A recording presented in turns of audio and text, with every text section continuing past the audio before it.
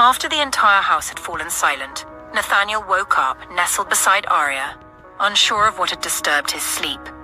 It became clear when he felt a crushing weight pressing against his chest, making it incredibly difficult to breathe. He tried to take slow, controlled breaths for about a minute. Raising his wrist, he checked the green illuminating display of his heart monitor and saw that the reading was not good. He nestled closer to Arya, pressing his mouth near her ear as he whispered, "Do you remember back in school, the first time you stayed with us and we played Truth or Dare?" Arya's eyes fluttered open, alarm bells ringing in her head at the question. "So we're playing Do You Remember When at—" She paused to check the time and saw it was 3 in the morning. "0.3 a.m.? Nathaniel chuckled softly. "Yeah, I guess so," he rasped, nuzzling his nose into the nook of her neck. "I was already irrevocably in love with you by then," Nathaniel admitted. "You smell good, baby," he added almost to himself. Arya managed to turn around to meet his gaze, reaching up to cup his jaw, peering intently into his eyes. She decided to play along with his game. "I've always been curious. You know, that night when you carried me to your room and asked me truth or dare, and I said truth, and you asked if I'd ever been with a man and I told you I was a virgin. If I had said dare, what would you have dared me to do, my love?" She probed, silently gauging just how bad his heart condition had gotten for him to be feeling nostalgic like this. "I swear, Ariana, if you had chosen dare, I would have made love to you that night," he rasped. "Damn it, and I'm only hearing about this now," she teased in mock horror. Nathaniel chuckled, but then groaned, clutching his chest. "I wish I could spare you all of this, baby," he said hoarsely. "I love you," Arya replied, her voice thick with emotion. I love you," she repeated, planting soft kisses on his face. "I love you more," Nathaniel whispered. "Good, then help me out here. I want us to revisit this conversation when we're at least 80 years old. Come, my love. Let's get you downstairs," Arya urged, her voice low but urgent. She got up and dressed as quickly as she could, fighting back the tears threatening to spill. Her entire body trembled as she hurried to help Nathaniel up, her fingers shaking as she grabbed the phone to call for help, only to realize there was no signal. Her heart thudded wildly in her chest. "It's okay, baby." "Andrew's downstairs," Nathaniel managed to reassure, his voice strained but comforting, trying to calm her fears despite finding it hard to speak. The two of them took the elevator down to the floor they used to stay on, heading to the twins' former room, which was now a makeshift theater. Once she got Nathaniel inside and on the bed, Arya quickly removed his pajama top and hooked him up to the machines. She made sure his vitals were stable before framing his face in her hands, making him look at her. He smiled at her, trying to reassure her with that familiar, warming smile. "Don't you dare cry." "You're my badass personal surgeon," he teased, bringing a giggle out of her. "Your personal surgeon?" she echoed, and he nodded. "All mine," he rasped. "I want to kiss you so badly," she said gently, brushing back his hair from his temple. "Get it, Ariana," he quipped. Arya shook with laughter, even as tears streamed down her face. "Die on me, and I'm going to kick your behind, Nathaniel Hawthorne," Arya warned, half serious. "I wouldn't dream of it, baby," Nathaniel replied with a warm smile, though his voice was low and throaty. "Hold on for me, let me get help." "Please, Nathan, hold on for me," Arya pleaded. "I'm not leaving you and our kids, I promise," Nathaniel said. Arya nodded, quickly hooking him up to an oxygen mask to help him breathe easier, before rushing out. She held one hand to her stomach as she raced to the elevator. When she reached the floor below, she hurried to Andrew's room and banged on the door. A moment later, Andrew pulled it open, dressed in nothing but his boxers. "Help me save my husband," was all Arya could say. Andrew yelled, "Anita!" "Dr. Hawthorne needs you now." As he threw on clothes, he continued, "I'll get Dr. Williams and Rowan. What else do we need?" "Dr. Williams knows what to do," Arya replied. Anita rushed to put on her clothes as well, following Arya, who was already running back to the elevator. Anita ran after her while Andrew, realizing the regular network was down, pulled out his satellite phone. He called Jake. As soon as Jake picked up, he asked, "Where are you?" "At the concierge. What's going on?" Jake's voice was tense. "The boss needs medical attention. We need Dr. Williams and Rowan now," Andrew said urgently. "I'll get them," Jake assured. Meanwhile, Arya rushed back into the makeshift theater, calling out, "I'm back, baby, I'm back." as she hurried to Nathaniel's side, anxiously checking if he was still breathing. Nathaniel gave her a thumbs up, making her chuckle in relief. Anita came in right behind her. "Should I prep him for surgery?" she asked. "Yes, please," Arya replied, her eyes scrutinizing Nathaniel, fear flickering across her face as if she was terrified he might slip away at any moment. "Stay with me, please," she pleaded. Nathaniel nodded, his breathing labored but steady. Arya went into the adjoining bathroom to wash up and prepare for surgery. Anita helped her put on an apron, mask, and gloves before preparing herself. Downstairs, Andrew waited anxiously outside the building, pacing and checking his watch. Come on," he muttered under his breath, willing the doctors to arrive. At the concierge medical unit, Noria lay curled up in a corner, having taken over from Anita 4 hours earlier. Jake had offered to take over after she spent 3 hours watching over the baby, but she chose to stay. Despite his assurance that he could handle it, Noria remained. Likely because Aidan, on night duty, wouldn't be returning to the apartment they shared, so Jake didn't press her. He rushed over to her now to gently shake her awake. "I'm so sorry, but there's an emergency and I need to go. Do you think you could help me watch my kid?" Jake asked, urgency lacing his voice. "Of course," Noria said, sitting up immediately. "I owe you big time," Jake said, hurrying off. He ignored the cold air that hit him hard in the face as he sprinted to the building where the doctors were staying. He found Dr. Williams first, then Dr. Rowan. He didn't bother checking on Dr. Sterling, knowing she was with Charles. Jake ushered the doctors into his Jeep and drove them through the snow-covered grounds to the Hawthorne household. Andrew, waiting on the porch, sighed in relief when he saw Jake's familiar car pulling into the snow-piled driveway. He hurried down to open the door for the doctors. "How is he?" Dr. Williams asked anxiously as he ran up the stairs. "Dr. Hawthorne is preparing to operate," Andrew answered, leading them into the foyer. Once they reached the foyer, Dr. Williams handed his phone to Jake. "Dial this number and tell her it's time," was all he said before rushing ahead. Jake's heart pounded as he dialed the number Dr. Williams had given him, but there was no network. Switching to his satellite phone, he tried again. "Hello, I'm Jake Darfield, calling from the Hawthorne residence," he began, but a woman's voice cut him off, saying, "I'm on my way." Before the line went dead, Jake frowned, the voice sounding oddly familiar. Shaking his head, he pushed the thought aside, focusing on the task at hand.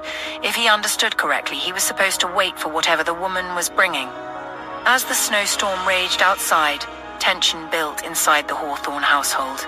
The hum of machines filled the air, their rhythmic beeping a haunting reminder of the stakes. Arya stood at the center of the makeshift theater, her eyes locked on Nathaniel's pale face as he lay on the operating table, his breathing shallow beneath the oxygen mask. Anita set out the surgical instruments by the bedside, while Arya continued monitoring Nathaniel's vitals, buying time for the other doctors to arrive and assist with the surgery. Shortly after, Andrew ushered Dr. Rowan inside, followed closely by Dr. Williams, who rushed in after them.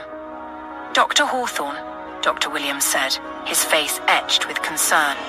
"He is stable," Arya replied. Rowan gave Arya a reassuring nod as he quietly assessed Nathaniel's vitals, his expression equally grave. "His pulse is weak, though." "What are we waiting for?" Dr. Rowan muttered under his breath, snapping on a pair of gloves as he met Arya's worried gaze. "The heart," Dr. Williams responded. Without a word, Andrew headed downstairs.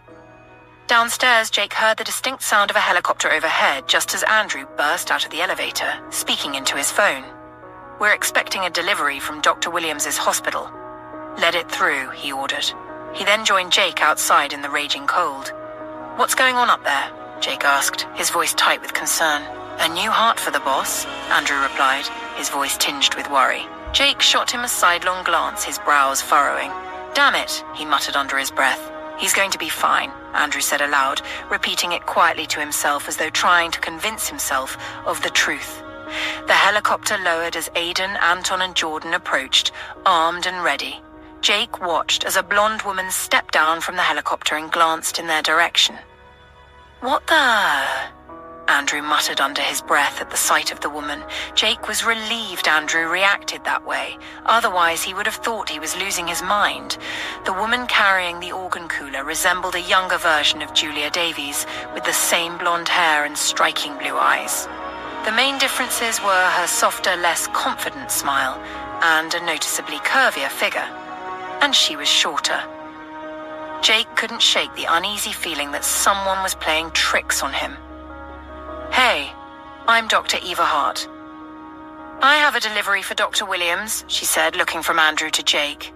The two men seemed momentarily frozen in place before Jake snapped out of it, grabbed the cooler, nodded, and ran towards the elevator. Andrew followed close behind. In the elevator, Jake glanced at Andrew. "You saw the lady, right? I'm not hallucinating?"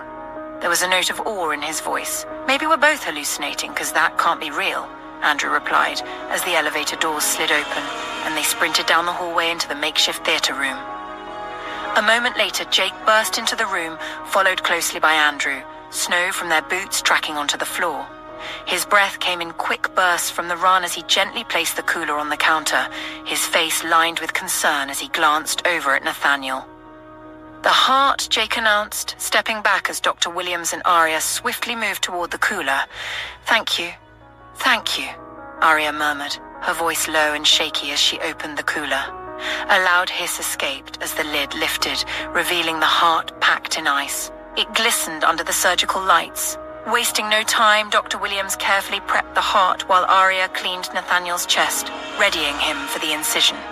Anita worked in silence, keeping an eye on his vitals and ensuring the machines were properly calibrated. Dr. Rowan positioned himself across the table from Arya. "Do you want to lead, or should I?" he asked, his tone calm and professional. "We're doing this together, Rowan. This is my life lying on this table," Arya replied, her voice tense with emotion but full of determination. "Understood, Dr. Hawthorne," Rowan said, his voice steady as he made the first incision, carefully cutting through Nathaniel's skin and exposing his ribcage. The room became eerily quiet, with only the soft hum of machinery and the controlled breathing of the team filling the silence. Arya moved in to assist, her heart heavy with every slice, each cut feeling as though it pierced her own flesh. With Nathaniel's chest fully exposed, Dr. Williams removed the failing heart. It lay still, pale, drained of life after years of wear. Arya's breath hitched as she realized Nathan was now without a heart. "Stay calm, stay calm, stay calm," she repeated to herself. "The heart is ready, Dr. Hawthorne," Anita announced, handing her the new organ. Arya understood why Anita addressed her formally. It was to pull her back into focus, reminding her of her role. Nodding, Arya carefully lowered the new heart into Nathaniel's chest. Her mind raced, but her actions remained steady, driven by years of training and the desperate need to save him. "Let's get it beating," Dr. Williams said quietly, nodding at Arya as she connected the heart to Nathaniel's arteries, ensuring every step was precise. Rowan observed closely, ready to intervene if necessary. Anita, monitoring the machines, counted down.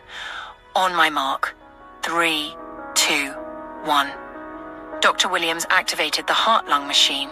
The room held its breath as the new heart slowly began to pulse, gradually growing stronger as it settled into its new body. Nathaniel's chest rose and fell with the machine, and color steadily returned to his skin. Tears blurred Arya's vision, but she blinked them away, determined to stay focused. "It's beating," she whispered, the hope in her voice undeniable. "His vitals are stabilizing," Anita confirmed, her gaze never leaving the monitor. Dr. Rowan gave Arya a reassuring nod. "He's going to make it." Arya's hands shook as she carefully stitched Nathaniel's chest back together, silently urging herself to remain strong. Once she finished, Anita took over, cleaning Nathaniel up while the others continued to monitor his vitals. "Thank you," Arya whispered, her voice thick with emotion as she addressed Dr. Williams, Dr. Rowan, and Anita. When she turned toward the door and saw Andrew and Jake standing there, their faces masked like silent protectors, she nearly broke down. "Stay strong, stay strong, stay strong," she repeated to herself, fighting back the overwhelming emotion. Jake wanted nothing more than to cross the room and pull Dr. Hawthorne into a hug, to be her support like she had always been for them, for him, but he knew if he did, she would crumble. He watched her glance down at Nathaniel, her entire body trembling. Dr. Williams and Dr. Rowan busied themselves with cleaning the instruments, while Aria adjusted the settings on the machines, monitoring Nathaniel's progress. Andrew stood in the doorway, his face etched with deep concern, but his relief was evident. "You need to sit down, Dr. Hawthorne," Andrew said, his voice filled with worry. Aria nodded, stepping back from the bed looking lost. "Anita?" Andrew called, seeking her help with Aria. Anita immediately left the other doctors to finish up and moved towards Aria, pulling her into a comforting hug before guiding her towards the adjoining bathroom. "I have to keep an eye on him, Anita," Aria said, her voice laced with fear. "Dr. Rowan and Dr. Williams are here, along with Andrew and Jake. Nate is in good hands, Ariana," Anita assured her. When the two women disappeared into the bathroom, Jake shifted his focus to Nathaniel, his eyes scanning the monitors and machines, trying to make sense of them. "Dr. Williams," Jake called, his voice edged with urgency. "Please tell us he's going to be okay," Jake implored. "He's going to be fine. He needed this new heart, Jake," Dr. Williams reassured him. Both Andrew and Jake nodded, their expressions softening slightly in acknowledgement. After the surgery, Anita finally managed to coax Aria out of the makeshift theater room and upstairs to clean up. Standing in front of the mirror in the expansive bathroom, Aria held Anita's gaze, who was seated on an oversized couch in the corner watching her closely. As if she could sense Aria's thoughts, Anita spoke gently. "Dr. Rowan, Dr. Williams, Andrew and Jake are there with him. If anything changes, they'll let us know. You need to rest, Aria. I know how much you love your husband, but remember, you're also a mother to 5 beautiful children. 3 of them haven't really had the chance to truly know you. Don't take that away from them. Even Nate wouldn't want that for his kids," Anita said. Aria nodded, closing her eyes. She then broke down, covering her face with both hands, her small shoulders shaking as she wept silently. "I'm sorry, I know, I can't lose him, Anita," Aria cried quietly, careful not to make a sound that might reach Liam, Owen, her Aunt Everly, or the babies. Anita got up from the couch to go and wrap her arms around Aria. I know. You're so strong. Do you realize that? I can't imagine being this composed if it were Andrew in that operating table. But you stood there, and you did it. Just like the time you had to take bone marrow samples from the twins, your own little babies. You're far stronger than you know, Dr. Ariana Hawthorne. Honestly, I'm in awe of your strength. It's that sheer willpower of yours and God that's keeping him alive. You are not going to lose him. You've done an amazing job. Give yourself some credit, okay?" Anita comforted her, holding her tightly. "Thank you," Aria whispered, clinging to her dear friend. "Love you loads, sis," she added. Anita's face softened with a fond smile. "You better. You have no idea what you took from me this morning. I missed my early morning coffee, which Andrew always makes just the way I like it," Anita teased. Aria began to shake with laughter. "You're so nasty," she quipped. "Please, as if you don't have it good too. I'm sure that hunk of yours makes coffee for you every day, all day," Anita replied, stepping back to playfully push Aria on the shoulder. The two of them started a playful mock fight, giggling like schoolgirls. Just then, Andrew walked in, worried about Aria after the long night. He stopped, raising an eyebrow at the sight of them chasing each other around like kids. They froze, only to burst into laughter when they saw his bemused frown. Anita drew Aria back into a hug, laughing. "See? I got you all silly and laughing. I don't know what you'd do without me." Uncle Andrew chuckled, watching the scene with relief. Seeing them goof around eased his worries. He sighed with a soft smile. "Now you will go to bed so that when the babies wake up, they'll have their mother's full attention. Or I swear, I'll inject you myself," Anita threatened playfully. Aria gasped dramatically and narrowed her eyes. "You wouldn't dare." Anita raised an eyebrow, hands on her hips. "Try me, sis." Aria turned to Andrew for help, but he simply smiled and said, "Boss is still sleeping. Dr. Rowan and Dr. Williams are with him, along with Jake. I think it's wise to take a break." Reluctantly, Aria agreed. It wasn't like she had much of a choice, not with Anita watching her like a hawk. But to her surprise, once she lay down, exhaustion took over and she drifted into sleep. About 3 hours later, just as dawn was breaking, Jake offered to get coffee for the doctors, needing an excuse to stretch his legs. Leaving Andrew to stand watch, he headed downstairs. It was still dark outside and the house remained quiet. Jake found it unsettling that only a few of them knew what had transpired during the night. He shuddered at the thought of how, if things had gone differently, the rest of the household would have woken up to bad news. He was grateful that, so far, according to the doctors, Nathaniel Hawthorne was doing just fine. Silently, he prayed that this would be the last near-death encounter they'd have to face, worried that they couldn't always count on getting lucky. As he reached the foyer, thoughts of the young doctor from earlier resurfaced. He replayed the scene in his head, remembering how she'd smiled up at him. And Andrew, Dr. Eva Hart, Jake muttered under his breath, stuck on the moment when he'd peered into her eyes. "You can't keep throwing me these curveballs," he whispered, as if speaking to some divine presence nearby. Entering the kitchen, he paused mid-step, surprised to find the doctor sitting there with Miss Jonas. "Jake," Miss Jonas greeted upon seeing him. The young doctor turned in her seat, coffee mug in hand, and smiled at him. "Ah, so you're Jake. We spoke on the phone earlier. I was the one who brought you-know-what for Dr. Williams," she said, reintroducing herself as if there was any chance he had forgotten. "Yeah, I remember," Jake replied, keeping his tone neutral, feeling slightly weirded out by how she maintained eye contact and spoke in that soft, almost intimate voice. "I need 4 cups of coffee, please. 2 black, 1 sugar, no milk, 1 latte with extra foam, and the last one a cappuccino, light on the frothy," he instructed Miss Jonas. "Got it. How's the little one doing?" Miss Jonas asked as she moved to make the coffee. "He's, doing fine, I suppose," Jake replied, feeling uncomfortable discussing the baby in front of the doctor. "You have a baby?" the young doctor interjected, her warm smile catching him off guard. Jake nodded slowly, and noticing his hesitation, her smile turned sheepish. "Pardon me, I didn't mean to butt in like that. I'm a pediatrician and I love babies, forgive me," she said, giving him a searching gaze. Jake found himself momentarily speechless, caught off guard by her sincerity and the innocence in her stare. "The baby is a preemie, still in an incubator. I think Jake could take you to see him at the medical unit where Dr. Williams has been working for the past few weeks," Miss Jonas chimed in. Jake blinked, directing a frown at her, thinking, what is she doing?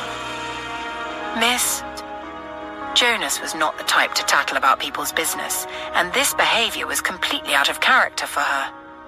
"I would love that," the lady doctor gushed, still smiling that maddeningly innocent smile.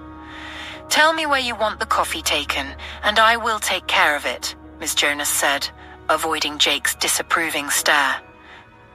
He realized he couldn't possibly say no now, feeling that refusing might crush her enthusiasm. For some reason, he didn't want to be the reason her smile would dim.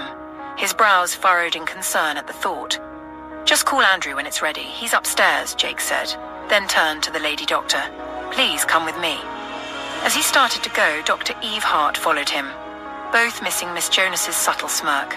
Upon reaching outside, Jake was taken aback by how much snow had fallen in the past 3 hours. The driveway had accumulated even more snow now. "Man, I think Christmas is coming early," he heard the doctor say with a hint of childish enthusiasm. He couldn't help but smile to himself. He hurried down the porch but stopped to look back, noticing her carefully finding her way down. When she almost slipped, he rushed back up and grabbed her by the arm. She looked up into his eyes, and Jake felt an unexpected surge of protectiveness.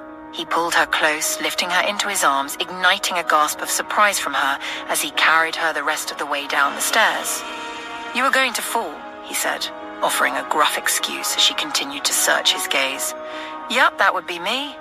I'm not built for the outdoors," she quipped in a low, conspiratorial whisper. Jake felt his lips stretch into a smile again.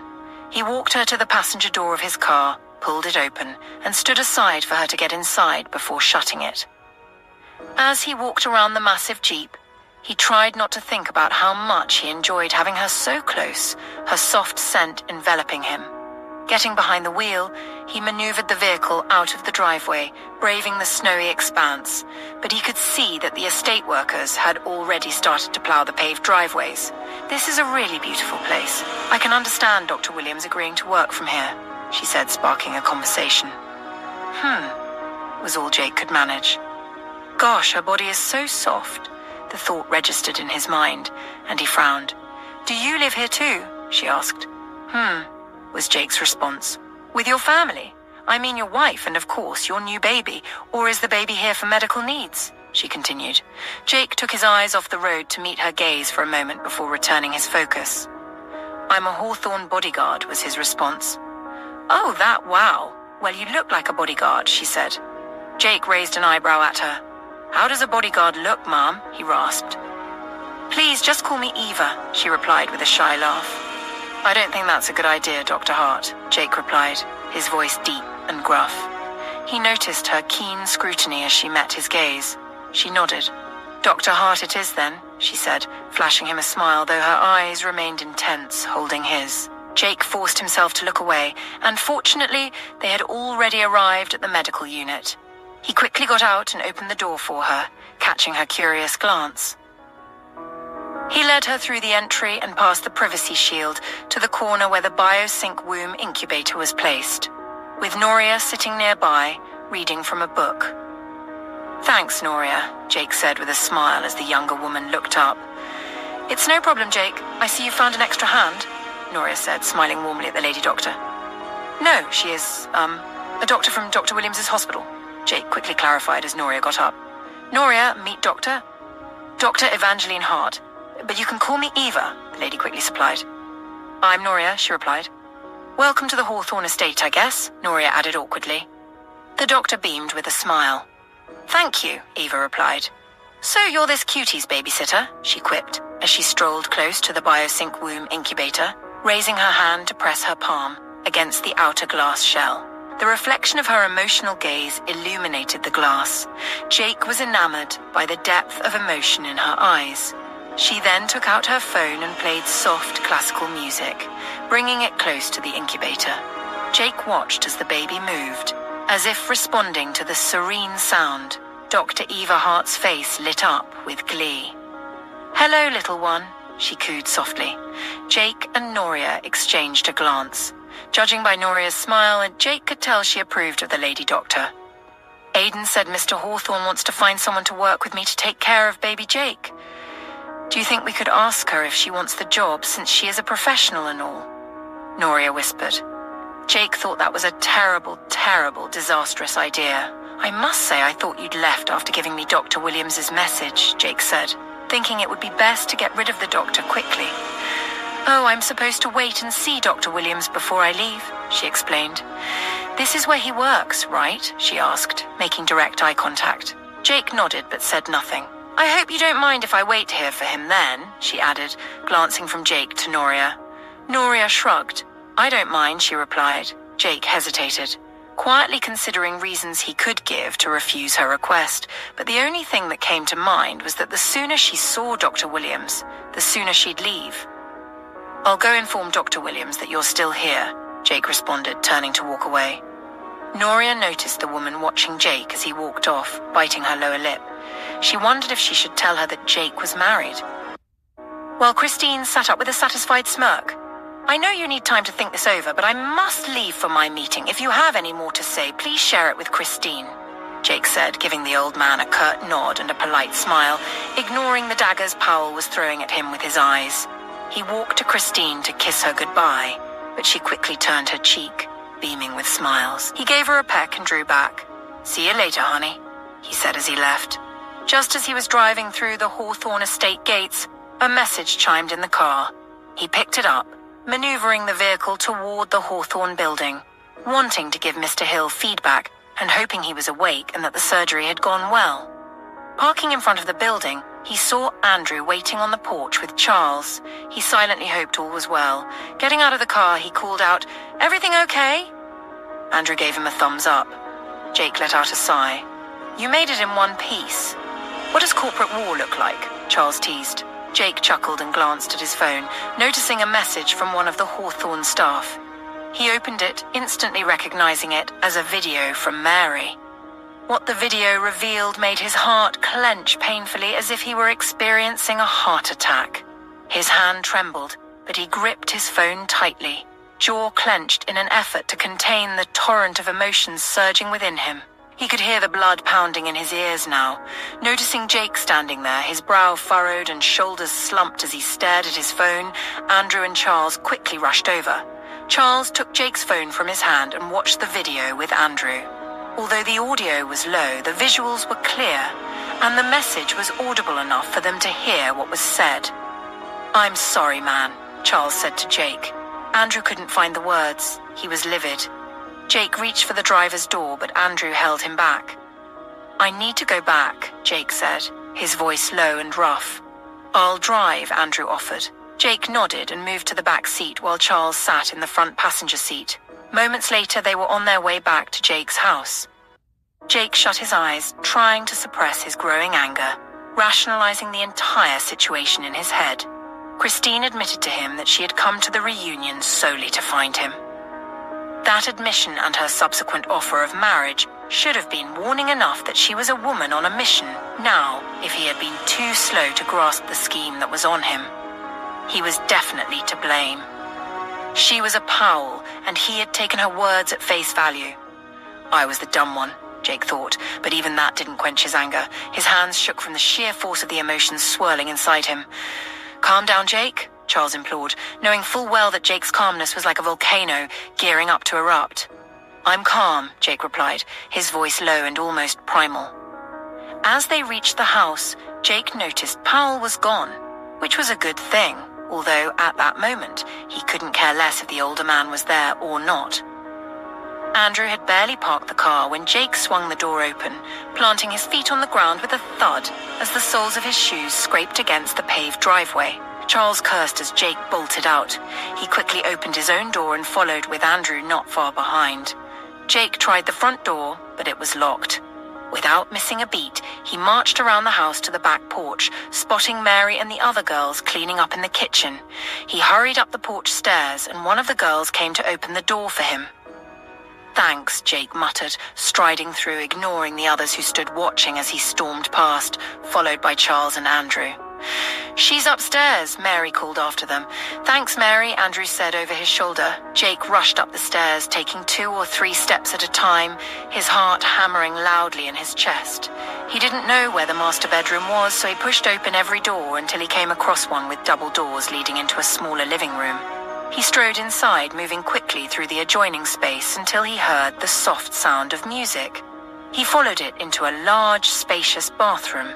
And there she was. Christine was lounging in the bath, a bottle of champagne in hand, headphones over her ears. Jake entered the bathroom and quietly closed the door behind him. He knelt beside the large jacuzzi tub and reached for her headphones, making Christine jolt as her eyes fluttered open in surprise. He watched as her eyes widened in shock. "Baby, you're here," she said, her voice cracking slightly. "Yeah, Christine, I'm here," he replied, his voice deceptively calm. She started to set down the champagne bottle. Jake's voice cut through the air. "Don't stop on my account. By all means, celebrate how incredibly dumb Jake Darfield is." Christine began trembling. What are you talking about?" she asked, her voice barely above a whisper. Jake took a deep breath and exhaled slowly, clinging to the last thread of control over his anger. "Don't act clueless now, Christine. Don't do that. Don't pretend, because if you do, you're basically calling me an idiot to my face. Let's not go down that road, okay?" Jake's tone was sharp, cutting through the tension. Realizing the charade was over, Christine carefully set the champagne bottle aside and edged closer to the side of the tub, her hands reaching out toward Jake as if to soothe him. "Baby, I'm sorry. I just didn't want to lose you, and I was so scared. I couldn't go through with the surgery Arya suggested. I was terrified something would go wrong, and then I'd lose any chance of having a baby with you," she stammered, her voice shaky. Jake let out a cold, hollow laugh. "Let's say I get why you felt the need to fake a pregnancy to keep me around. I can understand fear. I can even forgive you for coming to the Hawthornes, the people who gave me everything, my sanity, a family. wealth, everything. You lied to them, to my family, and told them you were pregnant. You put on a whole show, Christine, and I've got to admit, I'm impressed. You even had Nathaniel Hawthorne fooled. And me." His voice dropped, filled with bitter disappointment. "I can forgive that. But what I can't forgive is this. You claim you did it out of love, to get me. But there's an actual child, my son, who needs love, a vulnerable child you could have made your own. You could have built a life with me and him, but you didn't care." Jake's voice cracked, his pain unmistakable. "I've had so little of you between the baby, his mother, and the Hawthorns. I know I was resentful, and maybe it doesn't make sense. But I just wanted you, Jake," she sobbed, her tears flowing freely. "I'm so sorry. I'm sorry, my love." Jake stepped back from her, barely aware of the tears in his own eyes. Without another word, he turned and headed for the door. "Jake, please talk to me," she cried, scrambling out of the tub, hastily wrapping herself in a bathrobe as she chased after him, but Jake kept walking, forcing himself to shut down. "Don't speak. Don't feel. Just keep going," he thought repeatedly. As he stepped out of the master bedroom, he spotted Andrew and Charles waiting in the living room. "We should leave," Jake rasped, not breaking his stride. Christine rushed after him, only to come to a sudden stop when she saw Charles and Andrew. Her face crumpled as if the full weight of what she'd done was just beginning to hit her. "I am so sorry. Please help me talk to Jake," she pleaded, her tear-filled eyes darting between Andrew and Charles. "Help you," Andrew repeated, his gaze hardening. "You mean help you hurt him even more?" Christine's body trembled with sobs. "I was one of the people who told him to give you a chance. Thank you, Miss Powell, for ruining that. You've lost Jake Darfield, a man who would have given you everything. My woman, our boss, his wife, along with our friends and family, almost died because of the sins of your family, and you dare pull this." Andrew growled, his voice heavy with anger. "I said I'm sorry," Christine cried out desperately. "Of course you are," Charles scoffed coldly. "I'm still his wife," she shouted, a mixture of fear and defiance in her voice. "Yeah," Andrew said, his voice carrying a weight of knowledge Christine didn't yet understand. He turned to leave, Charles following close behind. Christine trailed them down the stairs, rushing to the front door, frantic to reach Jake. When she finally grabbed his arm, Jake reacted in an instant. He spun, gripping her by the neck and pinning her against the wall. "Shit! Jake, let her go!" Andrew shouted. Jake immediately released her, his fists clenched tightly as he held her frightened gaze. "I'm sorry, but don't ever grab me like that again. I'll give you all the time you need, but I'm going to need you to leave this house. I plan to put it up for sale as soon as I get home," he delivered, his voice cold and distant. "Jake, don't do this," Christine begged, shaking her head as tears streamed down her face. "I'm so sorry," she repeated, her voice breaking. Jake looked away, his face hardening, and walked out. Charles and Andrew followed him. This time it was Charles who drove. Back at the Hawthorne estate, Charles drove to the training hall, knowing Jake would need a punching bag to vent his frustration. After parking, he waited for Jake and Andrew to get out before heading to the main house. Once there, he parked again and went directly to the kitchen to find Miss Jonas. "I need a bottle of brandy," he said straightforwardly. Miss Jonas sighed, seemingly already aware of the situation, and went to the liquor storeroom. She returned with 2 bottles, handing them to Charles. "Make sure to take care of him, will you?" the older woman said. Charles nodded, accepting the bottles, and hurried back. Anna, Morris, and Alex wandered into the kitchen, and through the window, Anna spotted Charles hurrying toward an upscale truck. "Whoa, it looks like a winter wonderland out there. Are the boys getting the party started this early?" Anna asked casually. "Good morning, Miss Jonas," Alex greeted the older woman. "Good morning, Mr. Sterndale, and you too, Miss Morris. And no, they don't drink this early, especially when they're supposed to be on alert," she replied defensively. "I suspect Miss Powell has done something to our poor Jake," she added, giving Anna a sideways glance. Anna's expression darkened. "I should have known when she didn't show up at the concierge to see the baby. That dumb..." She muttered a curse using the C word and quickly apologized when Miss Jonas raised an eyebrow in surprise. Alex sensed that the older woman had told Anna about Christine for a reason. I really doubt she's dense enough to lose Jake. That's just beyond stupid, Alex said as Miss Jonas handed him a cup of coffee. Thank you, Miss Jonas, he added politely. She might not realize just how precious he is, Miss Jonas interjected. Anna simmered in silence. Wait until I tell Arya, she muttered. We'll roast that. She paused, casting an apologetic look at Miss Jonas. It's all right. I have a few choice words myself, the older woman quipped. Speaking of Arya, have you seen Nathaniel or Ethan this morning? We're not that late for breakfast, are we? Alex asked. No, you're not. Mr. Blackwood had gone out, likely to run errands for Mr. Hawthorne, and no one had seen the boss this morning. Dr. Hawthorne is resting, though, and Miss Everly, Miss Bella, and Miss Anita are upstairs taking care of the babies and the twins, Miss Jonas explained. I'll join them then, Anna said, preparing to get up. Please eat breakfast first. It's the most important meal of the day, or so they say, Miss Jonas quipped, causing Alex and Anna to chuckle. You're going to spoil us rotten, Anna joked as she settled back down while Miss Jonas began to serve breakfast. Miss Jonas grinned unabashedly. Early on, Ethan and Anton, along with 2 members of the Hawthorne security team, arrived at the Farmer Hawthorne building around 8:30 a.m. Anton led Blackwood through the expansive lobby toward the elevator, drawing curious glances from the employees. Anton could hear a few whispers of Blackwood's name. It wasn't surprising. Blackwood was a big deal in his field as well.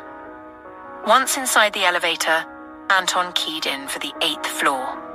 Andrew had instructed him to take Blackwood to the Department of Chemical Engineering and Industrial Chemistry, which was on that floor. As the two stood back, a small smirk tugged at the corner of Anton's lips as he recalled the night he had spent with Dawn.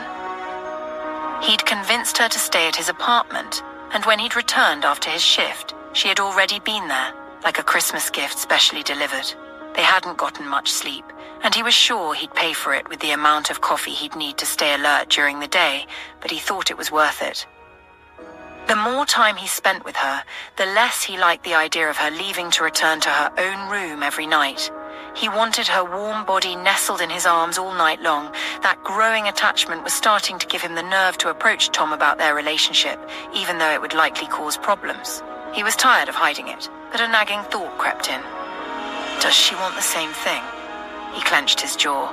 She hadn't given him any reason to think otherwise, but she also hadn't told him how she felt about him. A frown deepened on his face. What if I'm the only one getting in my feelings for Dawn Hill? What if she doesn't feel the same? He silently tortured himself with the questions, his mood darkening. Wonderful, he thought, irritated, as he shifted uncomfortably on his feet.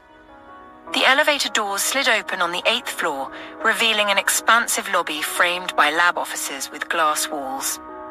Nice aesthetics, Ethan murmured.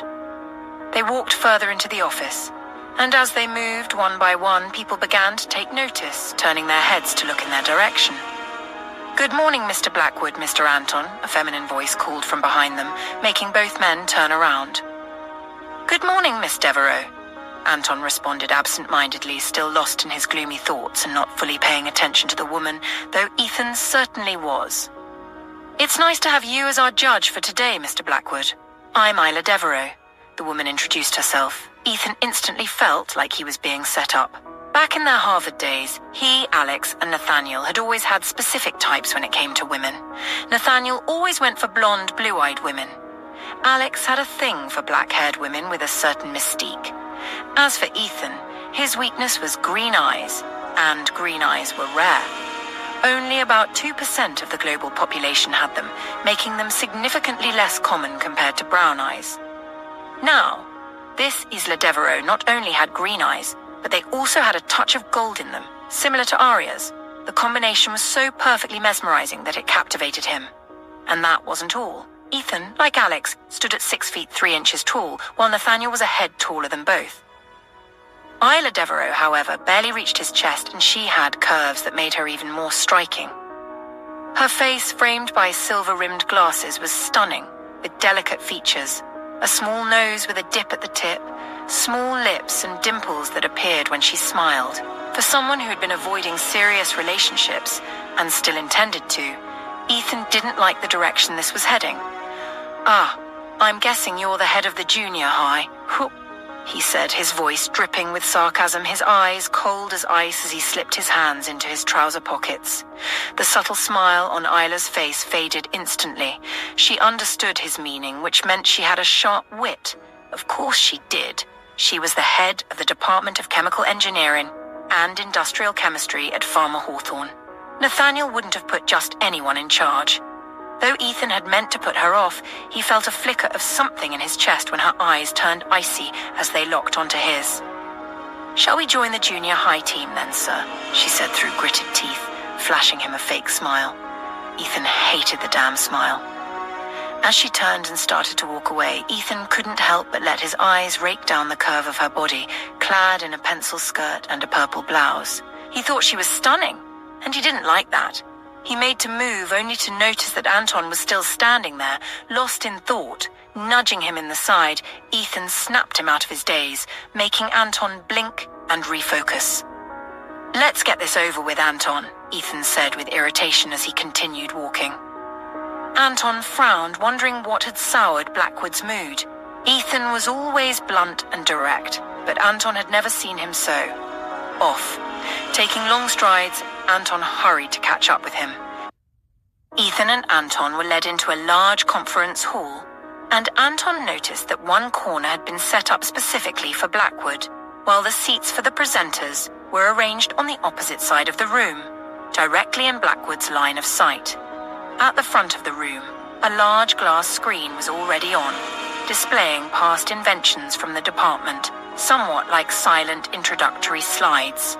Blackwood moved to the seat reserved for him, but then looked back at Anton, raising an eyebrow. Anton groaned internally.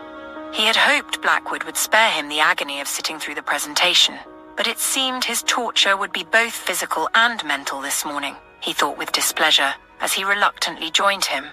When Isla Devereaux began her introductory speech about their projects, Anton knew there was no chance in hell he wouldn't fall asleep. Could we have some coffee first?" Anton asked. When Isla nodded and gestured to someone outside the glass walls, he quickly added, "Like a whole lot of coffee." Ethan leaned in and whispered, "Looks like someone is having trouble setting boundaries," he teased. "You have no idea," Anton responded with a long-suffering sigh. As the room settled, Isla Devereaux stood confidently in the front, the ambient light from the glass screen casting a subtle glow on her features, which Ethan found quite distracting. She cleared her throat, her cool, composed expression never faltering. Ethan thought her disposition seemed like that of a schoolmarm determined to show off the kids' achievements. She gestured to the screen behind her, which displayed the sleek logo of Farmer Hawthorne before transitioning to a flowchart of various projects. Today we'll be showcasing 3 of our latest breakthroughs, each designed to make industrial processes more efficient, environmentally friendly, and adaptable to the ever-changing demands of the global market.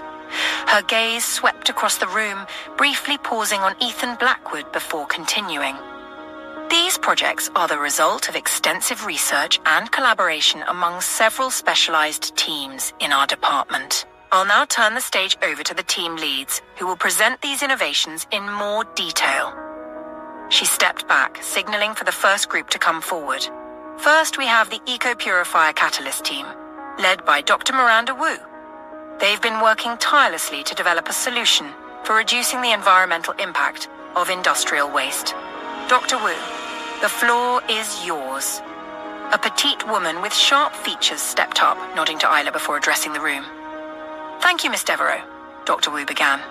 "Our Eco Purifier Catalyst is a breakthrough in green chemistry. It accelerates the breakdown of hazardous industrial byproducts into non-toxic, biodegradable substances, significantly reducing pollution and enhancing sustainability across industries."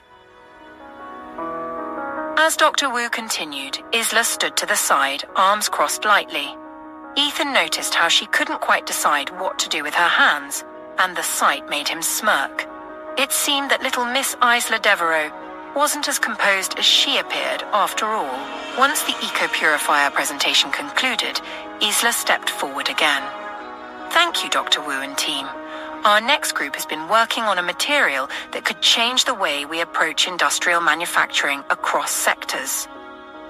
She motioned toward a tall, confident man standing with his team near the front, Please welcome Dr. Jason Ramirez and his nanopolymer strengthener team.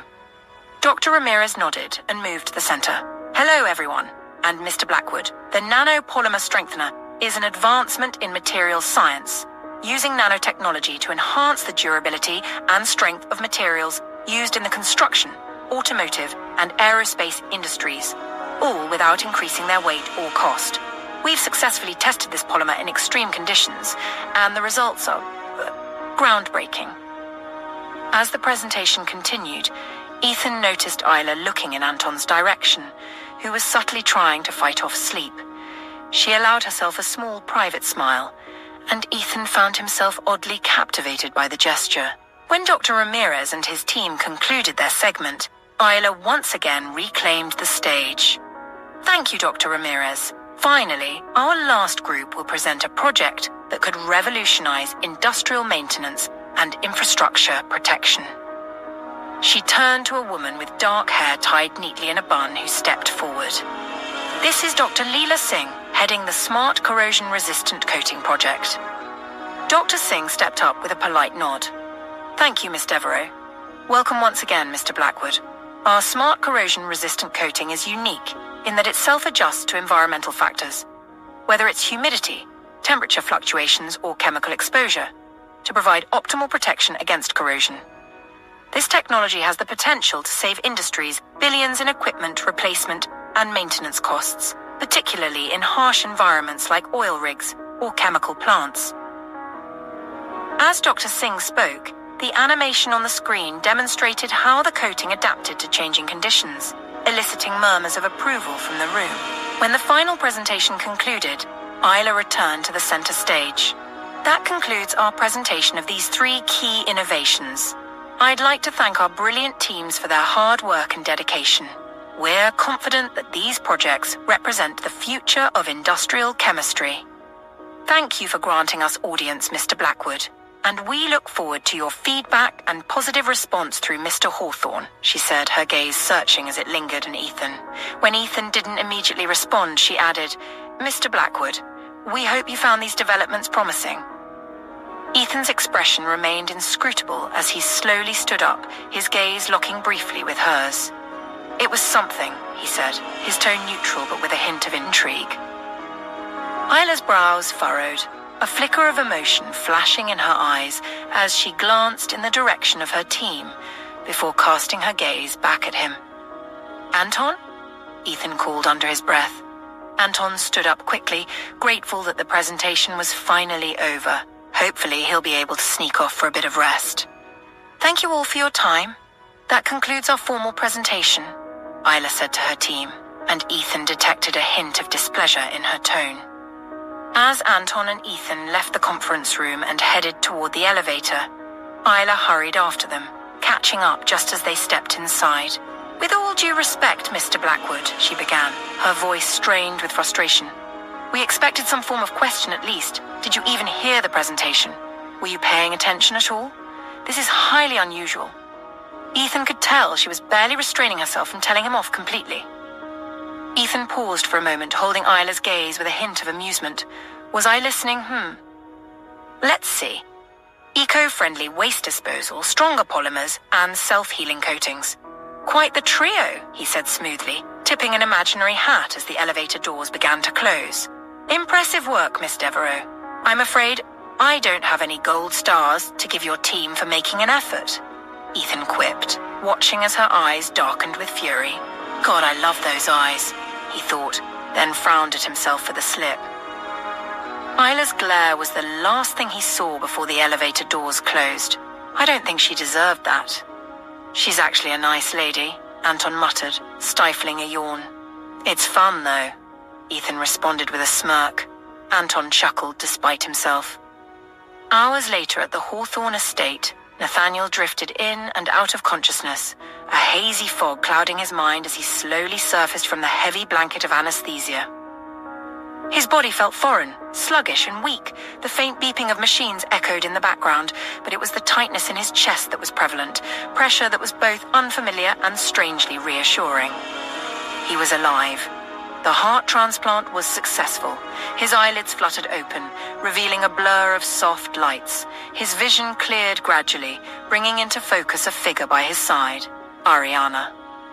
She stood there, her face lined with worry, her eyes watching him closely. He wanted to speak, to reach out to her, but his throat was dry, and the breathing tube made everything feel even more difficult.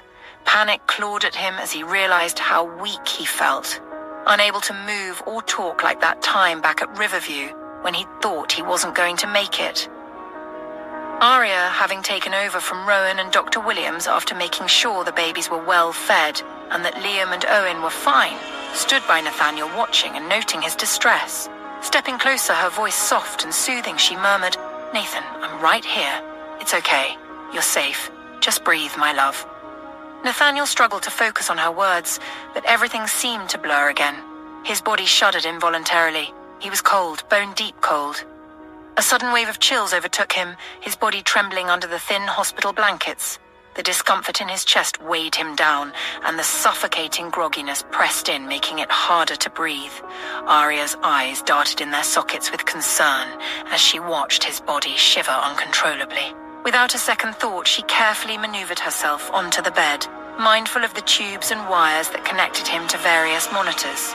Gently, she draped her body alongside his, wrapping an arm around him to provide warmth.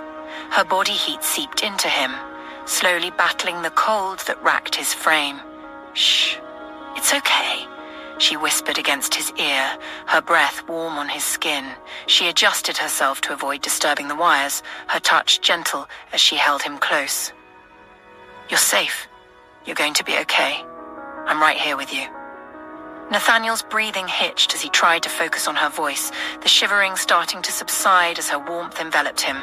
The pressure on his chest was still there, tight and uncomfortable, but Aria's presence kept the panic at bay. Slowly, the fog in his mind began to clear, though his body still felt heavy and his muscles weak. "Ari." "Anna," he managed to whisper, his voice strained and barely audible. "Don't try to speak," she murmured, her hand gently brushing the side of his face. "Just rest. You did it, my love. The operation was a success, and you are still here with me." Nathaniel felt a mix of emotions, a fragile relief, a lingering anxiety, and overwhelming gratitude for her presence. His body ached, his chest throbbed, and fatigue weighed down on him like an anchor. But having her there, pressed against him, provided a sense of comfort he desperately needed. He couldn't speak, but his eyes fluttered shut again, this time with a slight sense of peace. Aria stayed by his side, listening to the steady, calming rhythm of his heartbeat and feeling it pulse beneath the open palm she rested on his bandages. "I'm not leaving you," she whispered, gently caressing his skin. A few hours later, standing by Nathaniel's bedside, Aria scanned the monitors that displayed a steady stream of vitals. The soft hum of machines filled the quiet room, their rhythmic beeping providing a reassuring cadence. She noted that his heart rate, once erratic and unstable after surgery, was now strong and consistent, matching the healthy beats of his new heart. His blood pressure had stabilized too, a relief after the tension-filled hours following the transplant. The oxygen saturation levels were perfect. His lungs, which had been working with the support of the ventilator, were now functioning excellently. Each breath he took on his own, though still assisted by the breathing tube, was steady and strong. Her gaze shifted to Nathaniel's face. His eyelids fluttered, and beneath them his eyes moved slightly, as if he was coming to. She watched closely as his fingers twitched against the sheets. His level of consciousness was increasing, and the moment she had been waiting for was approaching. His body was waking up. "My love," she whispered softly, her voice gentle, coaxing him back into awareness. "Can you hear me? It's your Ariana." Nathaniel's brow furrowed slightly as his eyes cracked open, their usual sharpness dulled by the lingering effects of anesthesia. He blinked, disoriented for a moment, but when his gaze settled on Aria, there was a flicker of recognition. "My Ariana. Mrs. Hawthorne." His voice was hoarse and muted behind the breathing tube, but his eyes held on to her, seeking comfort. She smiled warmly at him, gently stroking his arm. "You're doing great, Nathan. Your heart is strong and your lungs are working well on their own. Can you follow my voice? Try squeezing my hand. His eyes stayed on hers, focused. A moment later, his fingers curled around hers in a weak but deliberate squeeze. Relief washed over her as she watched him respond, showing clear signs of awareness. That's it, she said softly. You're ready. I'm going to remove the breathing tube now, okay? Just try to relax and I'll take it out carefully. Nathaniel gave a small nod, his eyes never leaving hers. Arya leaned forward, gently untapping the tube from the corner of his mouth, speaking soothingly all the while. Take a deep breath when you feel it come out. You'll be able to breathe on your own, I promise. She then deftly pulled the tube free, and as soon as it cleared his throat, Nathaniel instinctively gasped for air. His chest rose sharply, his lungs filling without mechanical aid for the first time since the surgery. Arya stayed close, her hand on his shoulder, her voice a steadying presence. That's it. Breathe nice and slow, she murmured, keeping her voice calm and low as he adjusted to the sensation of breathing on his own again. Nathaniel exhaled shakily, his breathing labored but unassisted. He coughed once, grimacing at the soreness in his throat, but the discomfort was a small price to pay for the life now pulsing in his chest. How are you feeling? Arya asked softly, brushing a few strands of hair from his forehead, her gaze searching his face for any signs of distress. His voice came out rough but clear enough, like, I've been given a new life to start over again with my sweetheart, he rasped, his dry lips quivering into a faint smile despite his exhaustion. Arya let out a soft laugh, her fingers grazing his cheek. That sounds about right. You're okay, my love. Nathaniel's hand reached up and managed to grab hers. He squeezed it again, this time with more strength. Thanks to you, he whispered, his gratitude shining through his fatigue. Let's thank the big guy upstairs. You don't have to thank me, she replied, her voice thick with emotion. Just keep breathing, Nathan, that's all I need from you right now. He nodded, his eyelids fluttered. Arya felt her own relief settling deep in her bones. Her Nathan had made it, and for the first time in days, she allowed herself to truly believe he was going to be okay when Andrew and Charles came to check on her and Nathaniel. Arya asked them to help her move him into their old bed for added comfort. Without hesitation, Andrew and Charles positioned themselves on either side of Nathaniel's body. Arya stepped back to give them space while remaining close, her gaze locked on his face. Ready? Charles asked Andrew. Andrew nodded. On the count of 3, nice and easy. Carefully, they lifted Nathaniel onto his old bed, his body still limp from the anesthetic and the intensity of the surgery. Arya held her breath for a moment, monitoring every move to ensure that no sudden motions disturbed his delicate condition. Once Nathaniel was settled into the softer bed, Arya quickly began connecting him to the necessary machines for monitoring his post-operative recovery. She attached leads from a heart monitor to his chest to track his heart activity. The machine beeped softly as it activated, displaying the rhythm of Nathaniel's heart on the screen, ready to detect any signs of arrhythmias or irregularities. Next, she gently clipped a pulse oximeter onto his finger, which was to measure his oxygen levels to ensure his lungs were effectively oxygenating his blood after the surgery. If his oxygen saturation dropped, the machine would catch it immediately. The small screen lit up, showing a healthy oxygen level, prompting Arya to exhale softly as her tension eased slightly.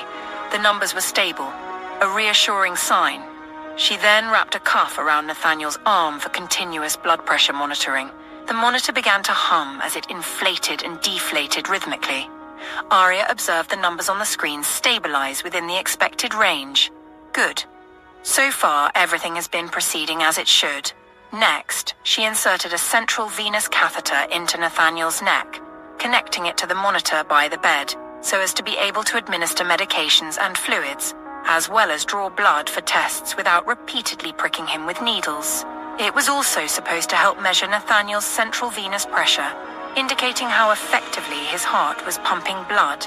She then placed an arterial line into his wrist, securing it carefully to provide accurate blood pressure monitoring and blood gas analysis. Adjusting a pair of chest tubes leading from Nathaniel's sides, she made sure they were properly draining. These tubes were to be used to remove any excess fluid or air from around his lungs and heart, especially crucial in the first 24 to 72 hours, to prevent pressure buildup that could hinder his breathing or heart function. She deftly attached the tubes to the drainage system, then placed her hand over Nathaniel's, somewhat making both a physical and emotional connection with him. "Honey, I'm going to keep your intravenous lines in place for pain medication, immunosuppressants to prevent your body from rejecting the heart, and any fluids you might need. These will remain until you are fully stable and don't need continuous medication support," she said, double-checking the IV bags. Finally, she adjusted the urinary catheter bag to ensure it was functioning correctly, allowing them to monitor his kidney function by measuring his urine output. Leaning down, she pressed a gentle kiss to Nathaniel's forehead. Though surrounded by machines, it was the soft, reassuring beat of his heart that brought her the most comfort. Andrew and Charles watched as Dr. Hawthorne carefully tended to her husband, both men silently praying for a love as tender and complete as theirs. Andrew hoped Anita would mirror the qualities of this remarkable woman who had come to mean so much to him. Charles, on the other hand, wondered if Dr. Claire Sterling had any intention of building a future with him. They were growing quite attached, even though they hadn't talked about it. Whenever he wasn't with Nathaniel or Dr. Hawthorne, or babysitting Liam and Owen, Charles made sure he was at the concierge medical unit, staying close to her. Most evenings, he waited for her to finish work, and they would stroll back to his apartment together. Although Miss Jonas always ensured they had the best meals, Charles often preferred to have Claire sit back and watch him cook for her, clad only in his boxers. Being with her felt right, and he wouldn't mind if it continued for a very long time. Thinking about Jake's situation, Charles hoped Dr. Claire Sterling would continue to be a decent enough person. Not perfect, but someone who could live with his flaws as well. He also hoped Jake would find some happiness, as he had been through enough already. His thoughts drifted to the woman he had seen at the concierge earlier when he followed Claire there. The resemblance to Julia Davies had been uncanny, and Charles had been ready to tease Jake about it until Christine Powell did him dirty. He could still hear Jake's loud grunts as he punched the gym's punching bag repeatedly, not stopping until his knuckles were raw and bloodied. A few Hawthorne guards had paused to watch him, concerned. Andrew had to step in to stop Jake, and Charles had followed up by pouring brandy on Jake's knuckles before offering him the bottle. Jake took it and tipped his head back, gulping the liquid until Andrew snatched it from him. "Now go home and sleep it off," Andrew had ordered. "I'll drive," Charles had offered. "How is he doing, Doctor?" Andrew asked Dr. Hawthorne, pulling Charles from his reverie. "He's doing pretty great so far," replied Dr. Hawthorne. She tried to smile at them, but it fell short, resembling more of a grimace than reassurance. "I take it Jake has gone to rest?" "You should too, Andrew," she added. "I will when the boss wakes up," Andrew replied, his words bringing Arya back to Nathaniel's firm conviction earlier. He had said with such certainty that Andrew was in the building, speaking as if he trusted Andrew implicitly to find solutions to anything. Arya let out a weary sigh. Everyone's wondering where the boss is. It's been a while since he's gone this MIA. Ethan Blackwood just got back from Farmer Hawthorne. He was there to represent the boss at a meeting. Sterndale's getting increasingly agitated. Miss Anna checked on you twice while you were resting. Mr. Hill's been busy all day, otherwise we wouldn't have been able to keep him at bay with just he's resting.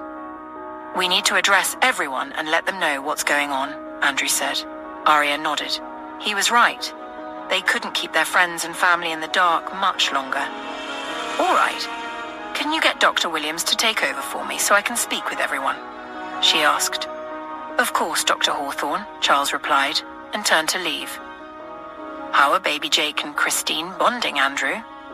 "Dr. Williams said he's got a competent pediatrician we could engage for help. Nathan mentioned that Noria also signed up. Between Noria, Dr. Sterling, the new doctor, and Christine, I'm sure the baby's getting adequate care." For a moment, Andrew didn't respond. Even Charles, who had been about to leave, paused and turned back to face Dr. Hawthorne. Arya quickly noticed the tension in the room, and fear surged through her. "Please don't tell me something's happened to the baby. I can't." Her voice wavered, her anxiety palpable. "The baby is fine, Dr. Hawthorne. But Jake? That's another matter entirely," Andrew said, his voice firm, tinged with anger. Aria's brow furrowed in concern. "What happened to Jake?" she asked, her apprehension rising. Andrew glanced at Charles, who was deep in thought, considering the best way to break the news to Dr. Hawthorne. Before Andrew could speak, Charles remembered he still had Jake's phone. He pulled it out, opened the gallery, and selected the video. After pressing play, he handed the phone to Dr. Hawthorne. Her hand was steady as she took it, but the way she lowered her gaze to the screen betrayed her apprehension. The voices in the video, though soft, were loud enough in the enclosed space. Aria watched as an old man in a wheelchair leaned forward, saying, "Don't think that just because he married you, you're secure now. You'd better get him to agree to my terms, or your little secret will be no secret anymore." Christine, who had been smug before that statement, suddenly tensed. "What secret?" she asked, her voice barely audible. The old man grinned, pride evident in his expression. "I was a tad worried about you, Christine Powell, with your goody-two-shoes act. Turns out you appeared that way because you hadn't yet encountered what you desperately wanted. I'm not in a position to judge you, dear granddaughter. You've just proven you're a Powell through and through. But I'm equally desperate to rub that damn snotty kid's nose in it, and I need to be alive to see him brought down a peg. Make your husband agree to my terms. None of that starting a company or that 50% nonsense, and he'll never find out your pregnancy test kit belonged to Amanda, our wayward kitchen maid." Aria watched as Christine blanched. She waited, hoping for Christine to deny the accusation, but she didn't. Christine sat there for what felt like a full minute before giving her grandfather a curt nod of agreement. Aria sighed, holding the phone out to Charles. "That's disappointing," Aria muttered. "I was starting to think she might be one of us. How is he taking this?" she added, locking eyes with Charles, then shifting to Andrew.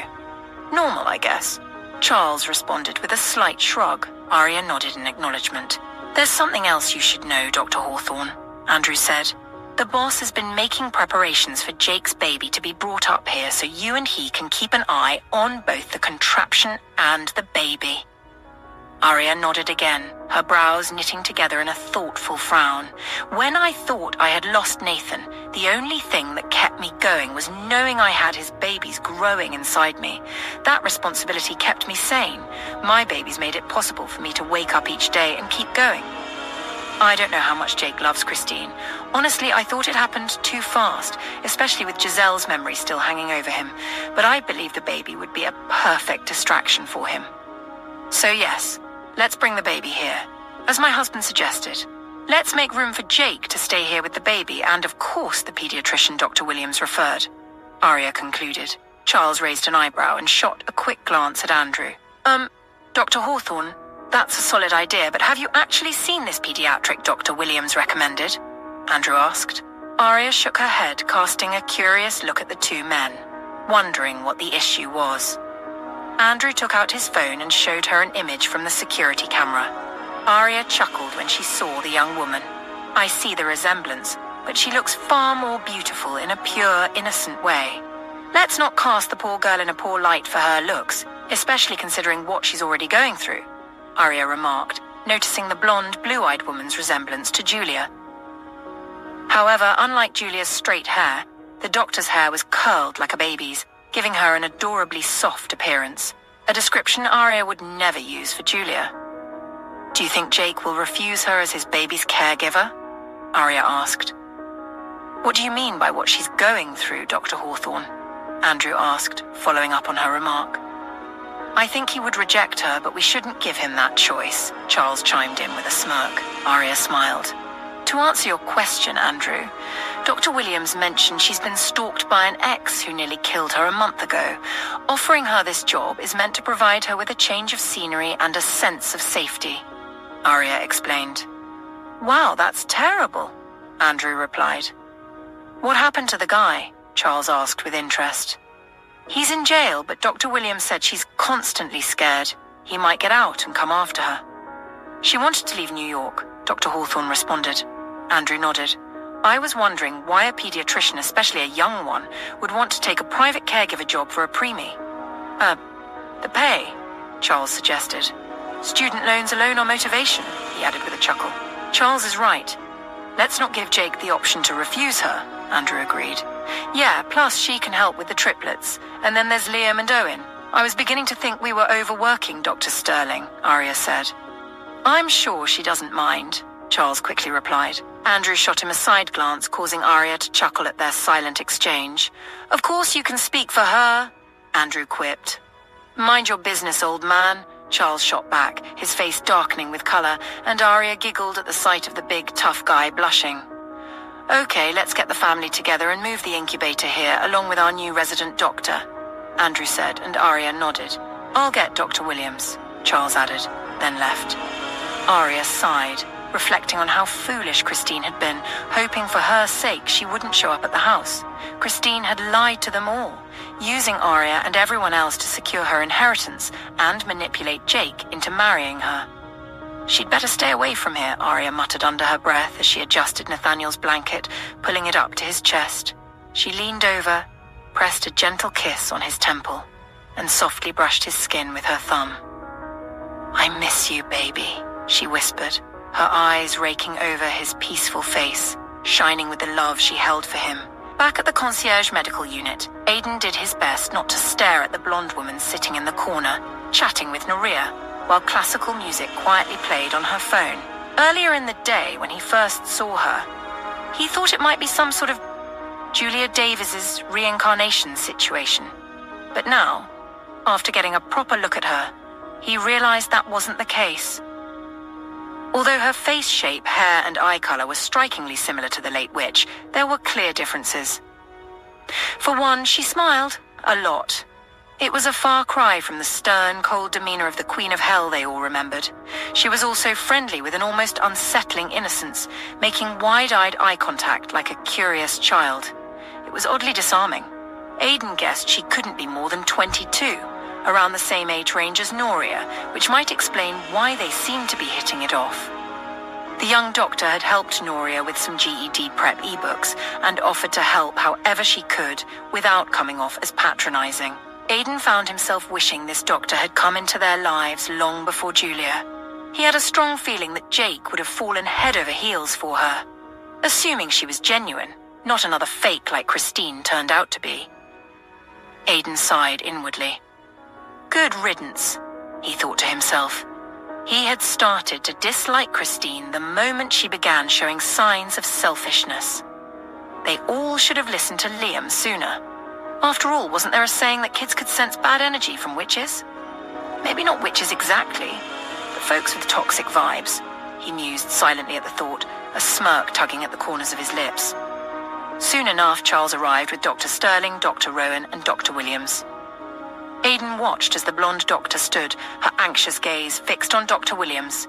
Aidan's brows furrowed as he silently observed their exchange. I'm sorry for keeping you waiting, Dr. Hart, but it's settled now. Dr. Hawthorne says you can stay, Dr. Williams announced. Stay? What does that mean? Aidan thought with interest. The young doctor's face was etched with relief, her eyes moistening with emotion. He noticed Noria flash her a warm smile. All right, Aidan, can you please coordinate moving the biosync womb incubator to the main building? The truck we're using is already on its way from the office, Charles instructed. Also, Dr. Hawthorne needs our attention at the house, so station someone else here. Have you seen Anton? Charles added. I thought he took Mr. Blackwood to Farmer Hawthorne, Aidan replied. They've been back since, Charles said. I'll find him, Aidan responded. Good, can you get Jake too while you're at it? Charles asked. All right, Aidan replied. Charles turned to leave with Dr. Williams. Dr. Rowan stepped forward to introduce himself to the new doctor. Before long, the three doctors, Dr. Sterling, Dr. Hart, and Dr. Rowan, were deep in discussion about the biosync womb incubator and the baby. Aidan noticed how Dr. Hart skillfully included Noria in the conversation. When Noria shot him a nervous glance, Aidan winked at her, silently offering his support. She smiled sheepishly in response. When the neonatal transfer vehicle arrived, Dr. Hart, Dr. Sterling, and Noria climbed aboard as the incubator was carefully loaded into the truck. The biotech team from Farmer Hawthorne closed the doors and quickly made their way to the front seat. Aidan followed the truck in his own car while Dr. Rowan stayed behind to watch Samuel Cavalier. Once the truck reached the front of the Hawthorne residence, Aidan handed over to Lewis and Jordan, then got back into his vehicle and headed to the Hawthorne Guards apartment building, starting with Anton's unit. Upon arriving at the door, he knocked and waited. He received no response until after the third knock, which was met with a loud thud, followed by a string of expletives and a muffled voice saying, "Are you kidding me? It's 5 p.m. already." Aidan chuckled to himself. When Anton finally opened the door, looking guilty as he tucked his shirt into his waistband, Aidan raised an eyebrow and asked, "Tough night?" Anton shrugged dramatically. "Tell me no one noticed," he replied. "I can't say for sure. I was at the concierge medical unit, but Charles did ask where you were and told me to find you," Aidan said, enjoying the chance to tease him. "Damn it, that means Andrew noticed," Anton muttered as he stepped out and locked his door. "It's been a crazy day. He might not have," Aidan said, thinking about giving the poor guy a break. "Have you met Andrew? He notices everything," Anton replied, making Aidan laugh. "Let's go get Jake," Aidan suggested as Anton headed toward the stairs. Anton paused, looked at Aidan and said, "Jake is living the life. Shouldn't he be off somewhere for his honeymoon? He has a house now, right?" Aidan shot Anton a sidelong glance. "Just how long have you been out of commission?" he asked, frowning. "I can't answer that question, Aidan," Anton said with a smirk. "Well, if you're clueless about what's been happening all day, then Andrew must have noticed you've been MIA, Aidan teased. Anton scowled as they reached Jake's door. Aidan didn't knock. He opened the door and walked in. Anton frowned as he spotted Jake sitting on the couch, his elbows resting on his knees, head cradled in his hands. Bandages were wrapped tightly around his knuckles, a stark sign of whatever struggle he had been through. "Dr. Hawthorne wants to speak with all of us," Aidan said. Jake nodded and got to his feet. Aidan's heart sank at how withdrawn Jake appeared. His eyes were cold and lifeless. Anton stepped aside as Jake walked past him, heading out of the apartment without saying a word. "What the hell is going on?" Anton asked Aidan in a hushed tone, concern etched on his face. Aidan filled him in. By the time he finished, Anton looked furious. "Damn that woman," he muttered under his breath as they followed Jake out. Once inside the car, Jake settled into the back seat while Anton took the front passenger seat. As they left the parking area, Aidan felt he should warn Jake about the new development. He had a feeling Jake might not appreciate having Julia's lookalike around. "We just moved the baby to the Hawthorne building," Aidan said, glancing in the rearview mirror to gauge Jake's reaction, but he simply nodded. "That's probably for the best. It's freezing out here," Anton remarked. "Does that mean Dr. Sterling's workstation will be moved to the house?" he added. "No, Dr. Williams recommended a pediatrician. One Dr. Evangeline Hart. She's going to be the new resident pediatrician for the babies," Aidan explained. He looked at Jake through the rearview mirror and noticed him working his jaw. His eyes seemed even colder than before. "So we're just hiring people now without a proper background check?" Jake's deep, chilly voice suddenly filled the car. "I'm sure she's clean, Jake. Dr. Williams must know better by now," Anton replied. Jake scoffed. Aidan took another glance at Jake in the rearview mirror. It was clear the young doctor wouldn't be receiving a warm welcome from the older man. "This is not good," he thought with a sigh. The three men reached the porch of the Hawthorne building in under 3 minutes. Jake got out of the car and marched up the stairs without waiting for Aidan or Anton. He tried to block out his feelings, but it was difficult, knowing that his only child was still in the incubator and Nathaniel Hawthorne had just undergone heart surgery. Even though suppressing his emotions helped a little, he couldn't escape the anger, mostly directed at himself for being such a fool. It seemed like women only saw him as someone they could take advantage of. They say the first mistake is excusable, and maybe even the second one can be forgiven, but the fact that he had been fooled twice by women with awful personalities was infuriating. He wasn't about to let it happen a third time. He didn't need years around Dr. Evangeline Hart to see that she would be trouble for him. In fact, her very presence made him realize that he didn't truly love Christine. The past few hours had been a terrifying period of self-reflection. He'd come to realize that it wasn't his heart that had been most damaged by Christine's deceit. It was his pride. It was now painfully clear that whatever he had felt for her wasn't love. If it had been, he wouldn't have felt anything in those few minutes he'd spent with Dr. Hart. But he had. He had felt something far more intense than anything he'd ever felt for any woman, even Julia. His relationship with Julia had only happened because she had been persistent, almost relentless. But with Evangeline Hart, he knew she wouldn't need to convince him of anything, and he hated that.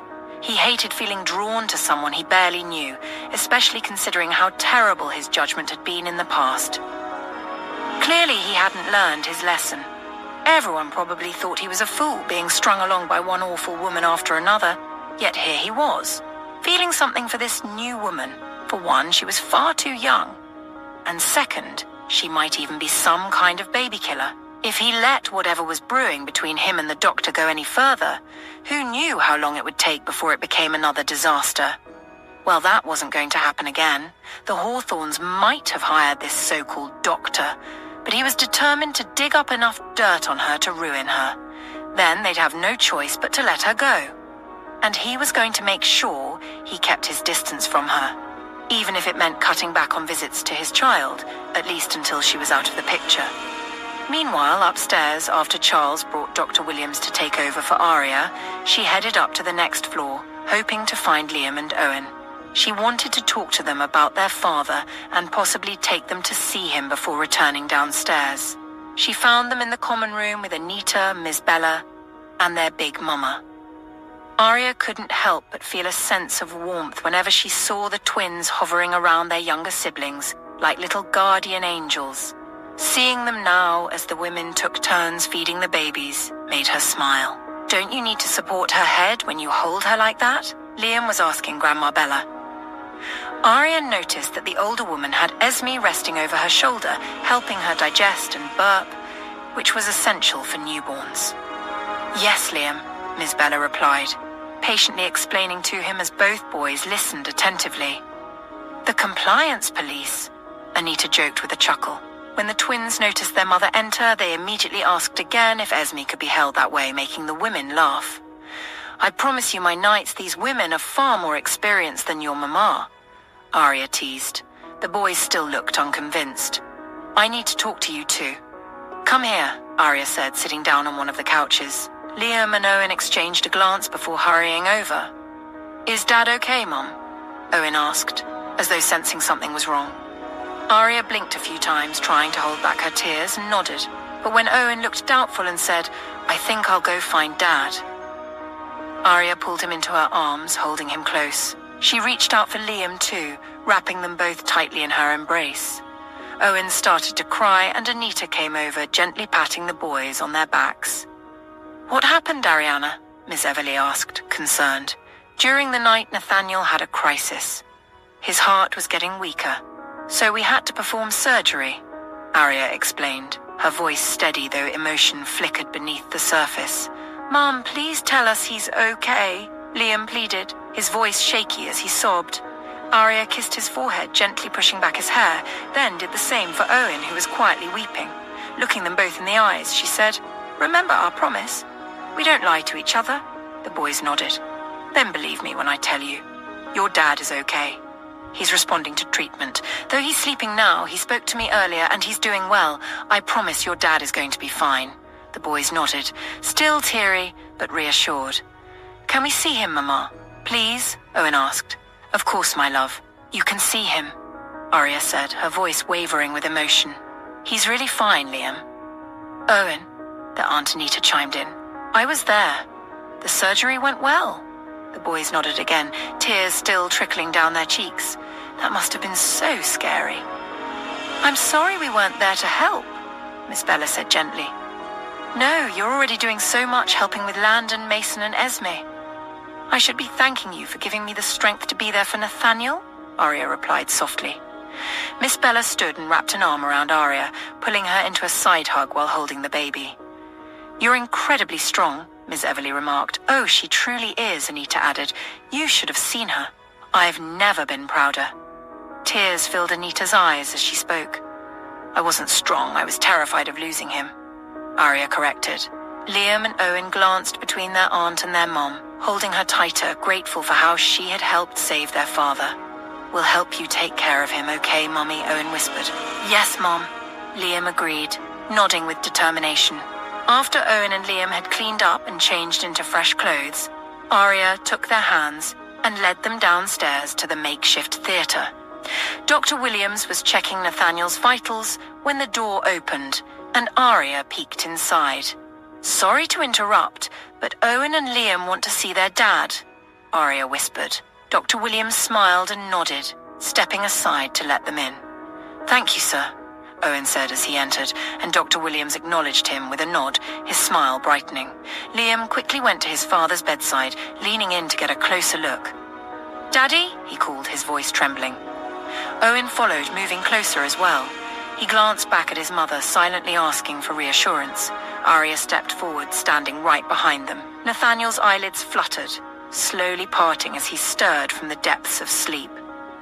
His surroundings came into focus as he blinked against the warm glow of the bedside lamp in his old room. The steady beeping of the monitors filled the air, but all he could hear were the soft voices of his sons with the underlying fear and emotions in them. Daddy! Liam's voice trembled with hope. Dad? Owen asked hesitantly.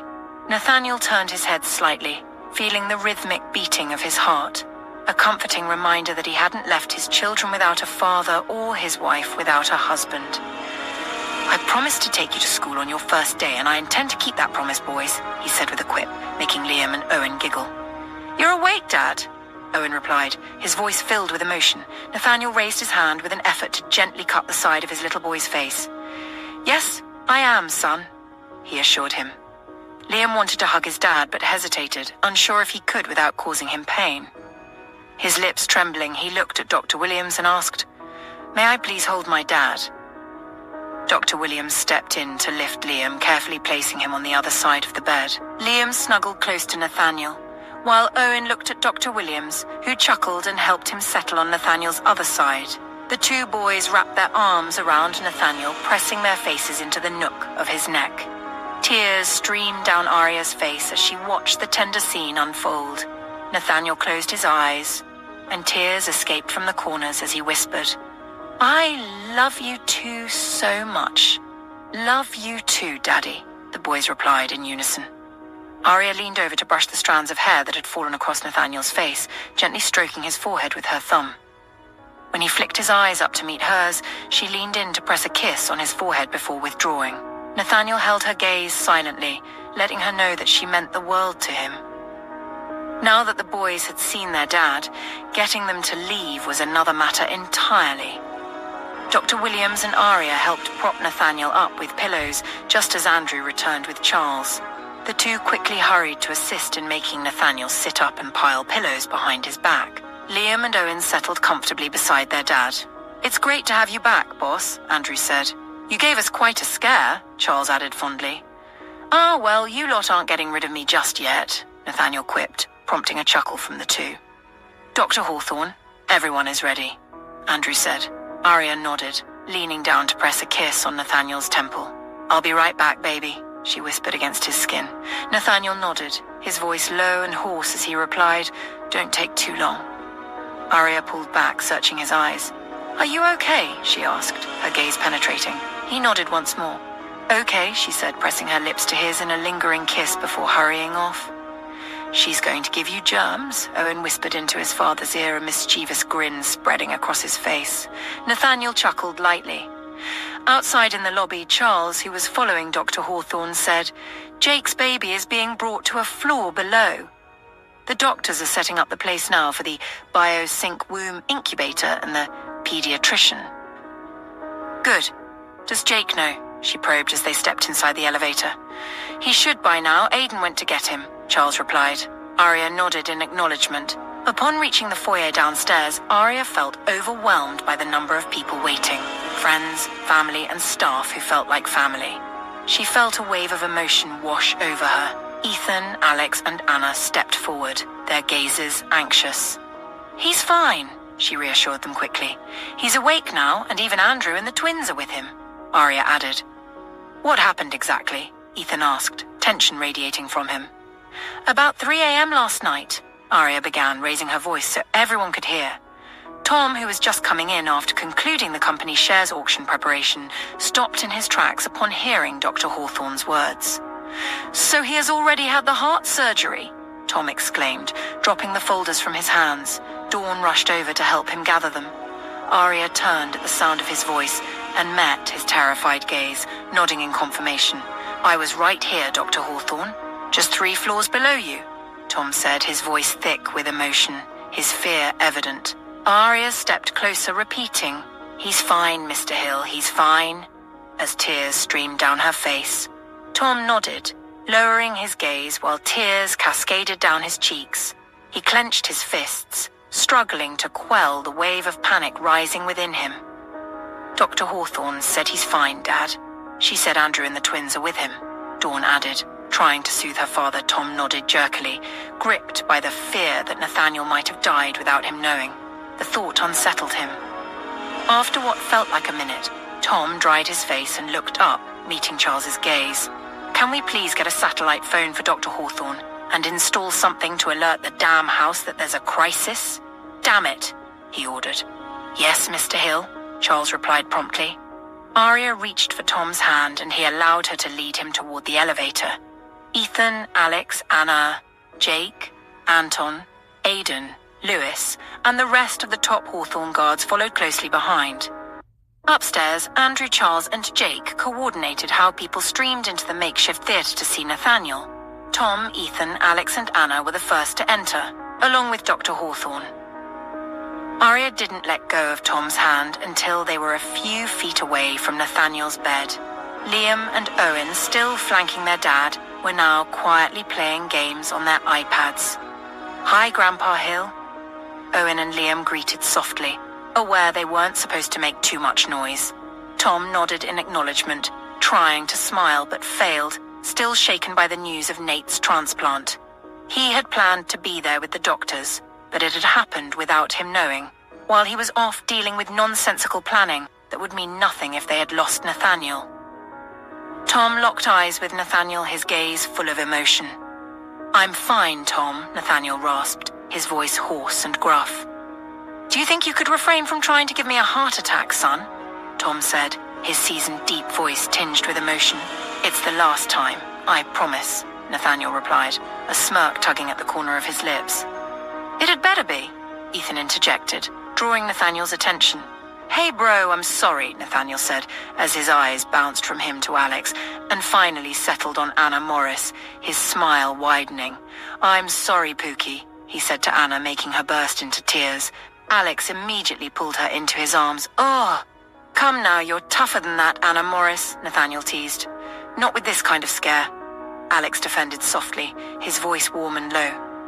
"You've made Aunt Anna cry, Daddy," Liam said with concern. "Go give her a hug for me, will ya?" Nathaniel whispered to Liam. Tom lifted him and Liam briefly hugged his Grandpa Hill, causing Tom's eyes to fill with tears. After setting Liam back down, Tom watched him hurry over to hug his Aunt Anna. Anna scooped him up, wrapping her arms around him. "Thank you, dearie," she said, her voice thick with emotion. "My dad is fine now. Don't cry, okay? Dr. Williams and my mum are taking care of him," Liam reassured her, which only made Anna cry more. Nodding, she managed to whisper, "Yes." Nathaniel locked eyes with Ethan, raising his hand in a silent cue. Ethan immediately stepped forward, gripping Nathaniel's hand in a firm clasp. Their hands slid into a practiced sequence of grips, a familiar rhythm of taps and twists that only they shared, a handshake that spoke of years of friendship and trust. Alex followed next, stepping up and mirroring the ritual with Nathaniel, each motion a seamless part of their unspoken bond. "How did Arya manage to keep it quiet from you guys for so long? Dr. Williams told me it's been over 15 hours now," Nathaniel asked. "Andrew told me you had a meeting at Farmer Hawthorne. Something about your chemical engineering and industrial chemistry department's presentation on innovations. So, I went to represent you," Ethan replied in a relaxed tone. "That took up most of my morning," he added. "I didn't have such an interesting morning," Alex added. "I was simply told you were resting. Since I knew about the upcoming surgery, I thought Arya was just making sure you got some sleep. I had no idea what was really happening." Nathaniel was pleased to hear that Ethan had stepped in for him at the presentation, which meant he must have met Isla Devereaux. Nathaniel remembered the first time he had seen the lady when she came for an interview.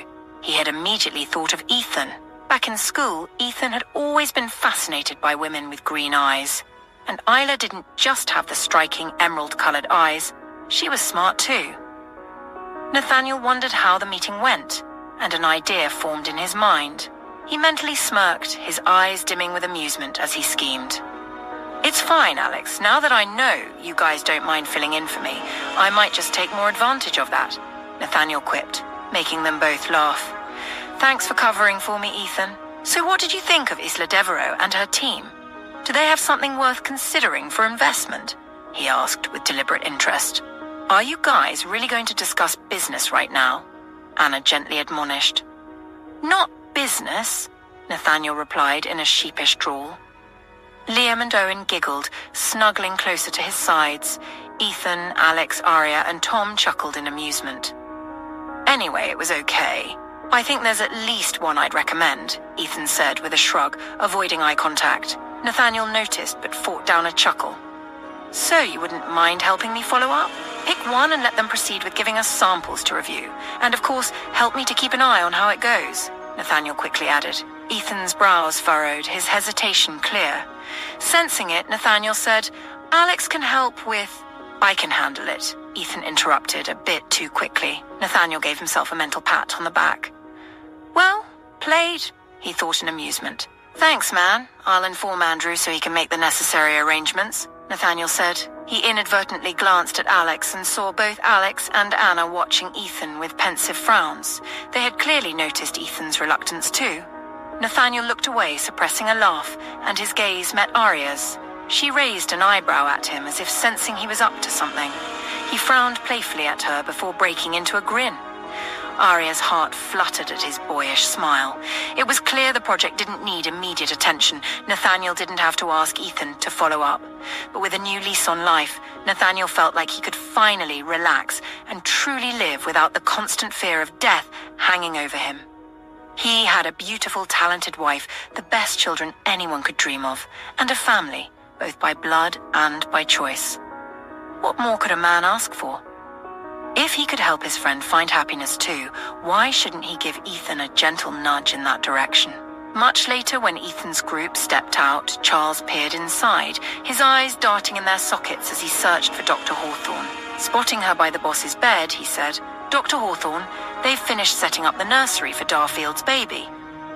Upon hearing this, Liam and Owen sat up, their eyes widening with excitement. "Thanks, Charles. I'll be right there." "Please inform Jake," she replied promptly. "He knows." "He's on his way there now," Charles responded. "Mum, can we go see the baby too?" Liam asked eagerly. "Yes, but you have to be careful and do everything the aunties there tell you. Don't get too close or touch anything," Arya warned quickly. "Yes, Mummy," Liam and Owen chorused. "We'll be back, Dad," Owen said to their father. Nathaniel nodded, smiling.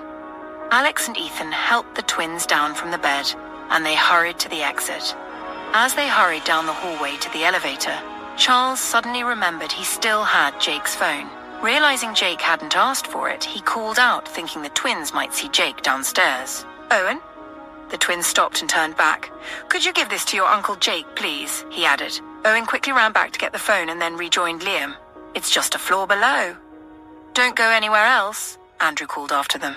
"Yes, Uncle Andrew," the twins replied in unison.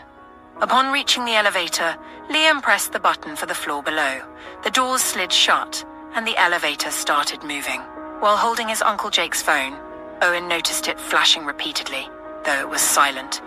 When it continued to flash, he raised it to look at the screen. "What is it?" Liam asked, curious. Owen frowned as he saw multiple messages from Miss Powell popping up. He wondered why she was messaging so incessantly. Thinking there might be an urgent problem, he opened the message. His frown deepened as he read Miss Powell's pleading texts, begging Uncle Jake to answer her calls or reply to her messages. "What's wrong?"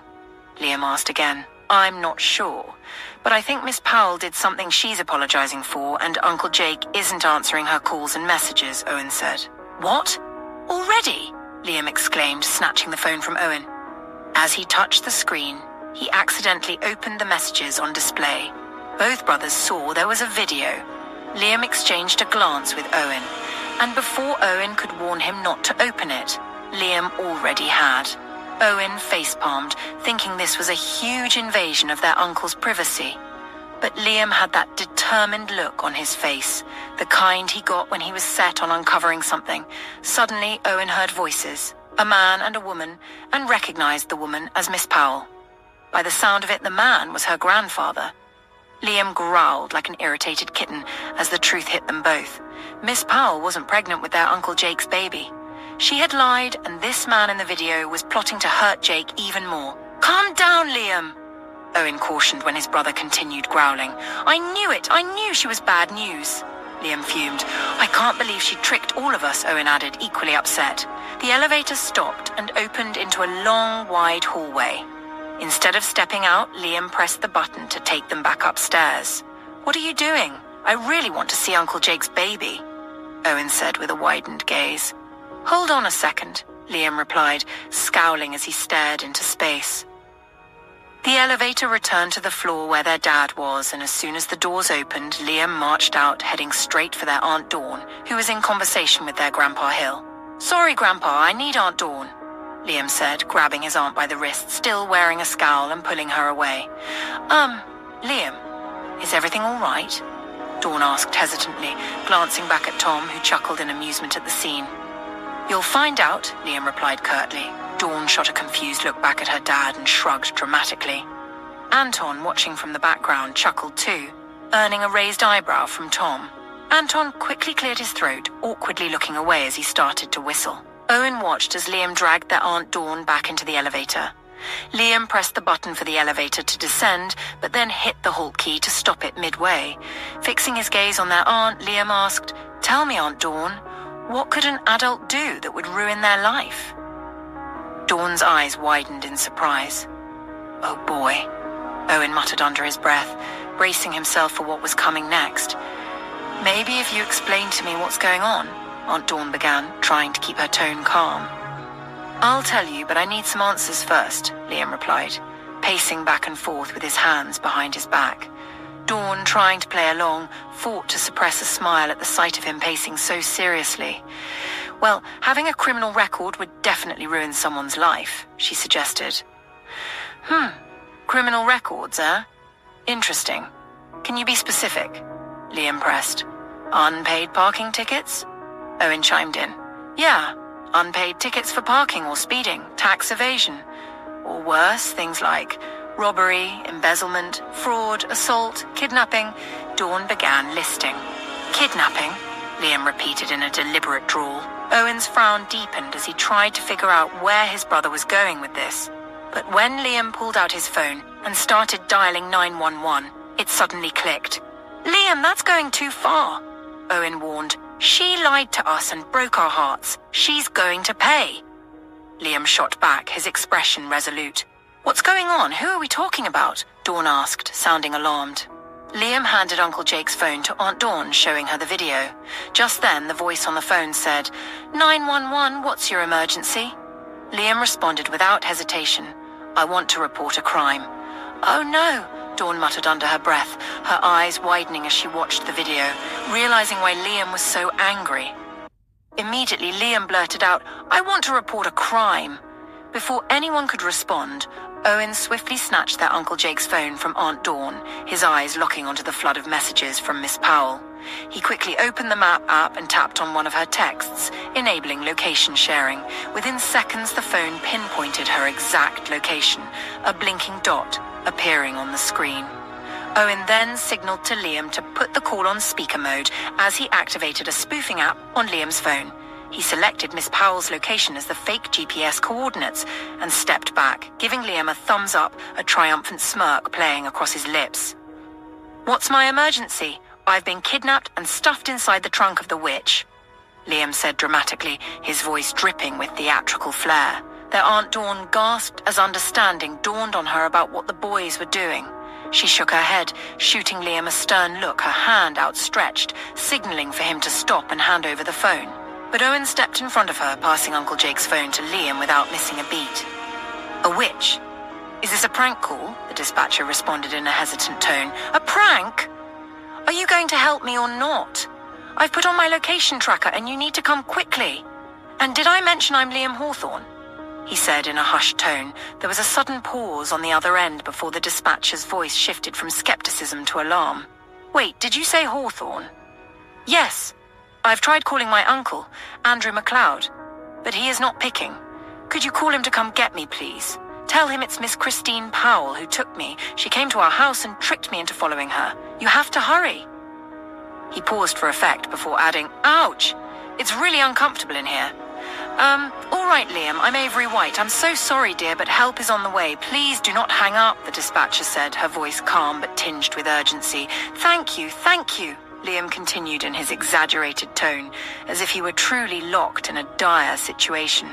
Then he put the call on hold before muttering, "Take that, Miss Powell." Owen, realizing Liam was finished, quickly pressed the elevator button to take them to the floor below. He then stepped out from between Liam and their Aunt Dawn. "Sorry, Aunt Dawn," he said. "Boys, you can't do that. You've put her in serious trouble. Child kidnapping is not a joke. We have to go to your Uncle Andrew to de-escalate this situation." "The police may be calling him right now," Dawn admonished. "It's okay, Aunt Dawn. I'll totally take the blame for this, but we can't just let her go scot-free," Liam replied in a solemn tone. "I know, when someone does something bad, you might be tempted to get back at them if you can, but it's always best to take the high road. Let it go, and let karma catch up to that person elsewhere," Aunt Dawn advised, her eyes darting from Liam to Owen. The two nodded. "Shall we go find Uncle Andrew to report the situation?" she suggested. "Okay, but can we see Uncle Jake's baby first?" Owen asked, gesturing to the open elevator doors in the hallway. Before she could respond, Liam quickly added, "Yeah, I'm going to be grounded, so I might as well take advantage of the little freedom I have left," before sprinting out of the elevator with Owen following him. "Just a sec, Aunt Dawn," they both called over their shoulders, running down the hallway. Dawn shook her head when she caught a giggle. She smiled knowingly. She knew that was deliberate, and the boys were simply buying time, and although she figured Christine Powell deserved Liam's ire, she decided she needed to be the adult and inform Andrew. Pressing the elevator button, the doors slid shut. Early on, when Charles informed Jake that his son had been brought to the Hawthorne building, he nodded in acknowledgement and made his way down the hallway to the elevator. It wasn't until the elevator doors closed that he remembered he hadn't asked about the pediatrician and her working schedule. Letting out a sigh, he thought he would find out soon enough.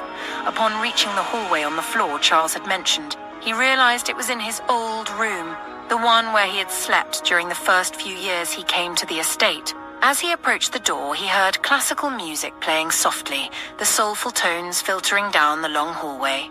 A lullaby sung by Dr. Hart accompanied the melody, and the lyrics, for some reason, made Jake's heart constrict tightly in his chest, causing him to pause mid-stride.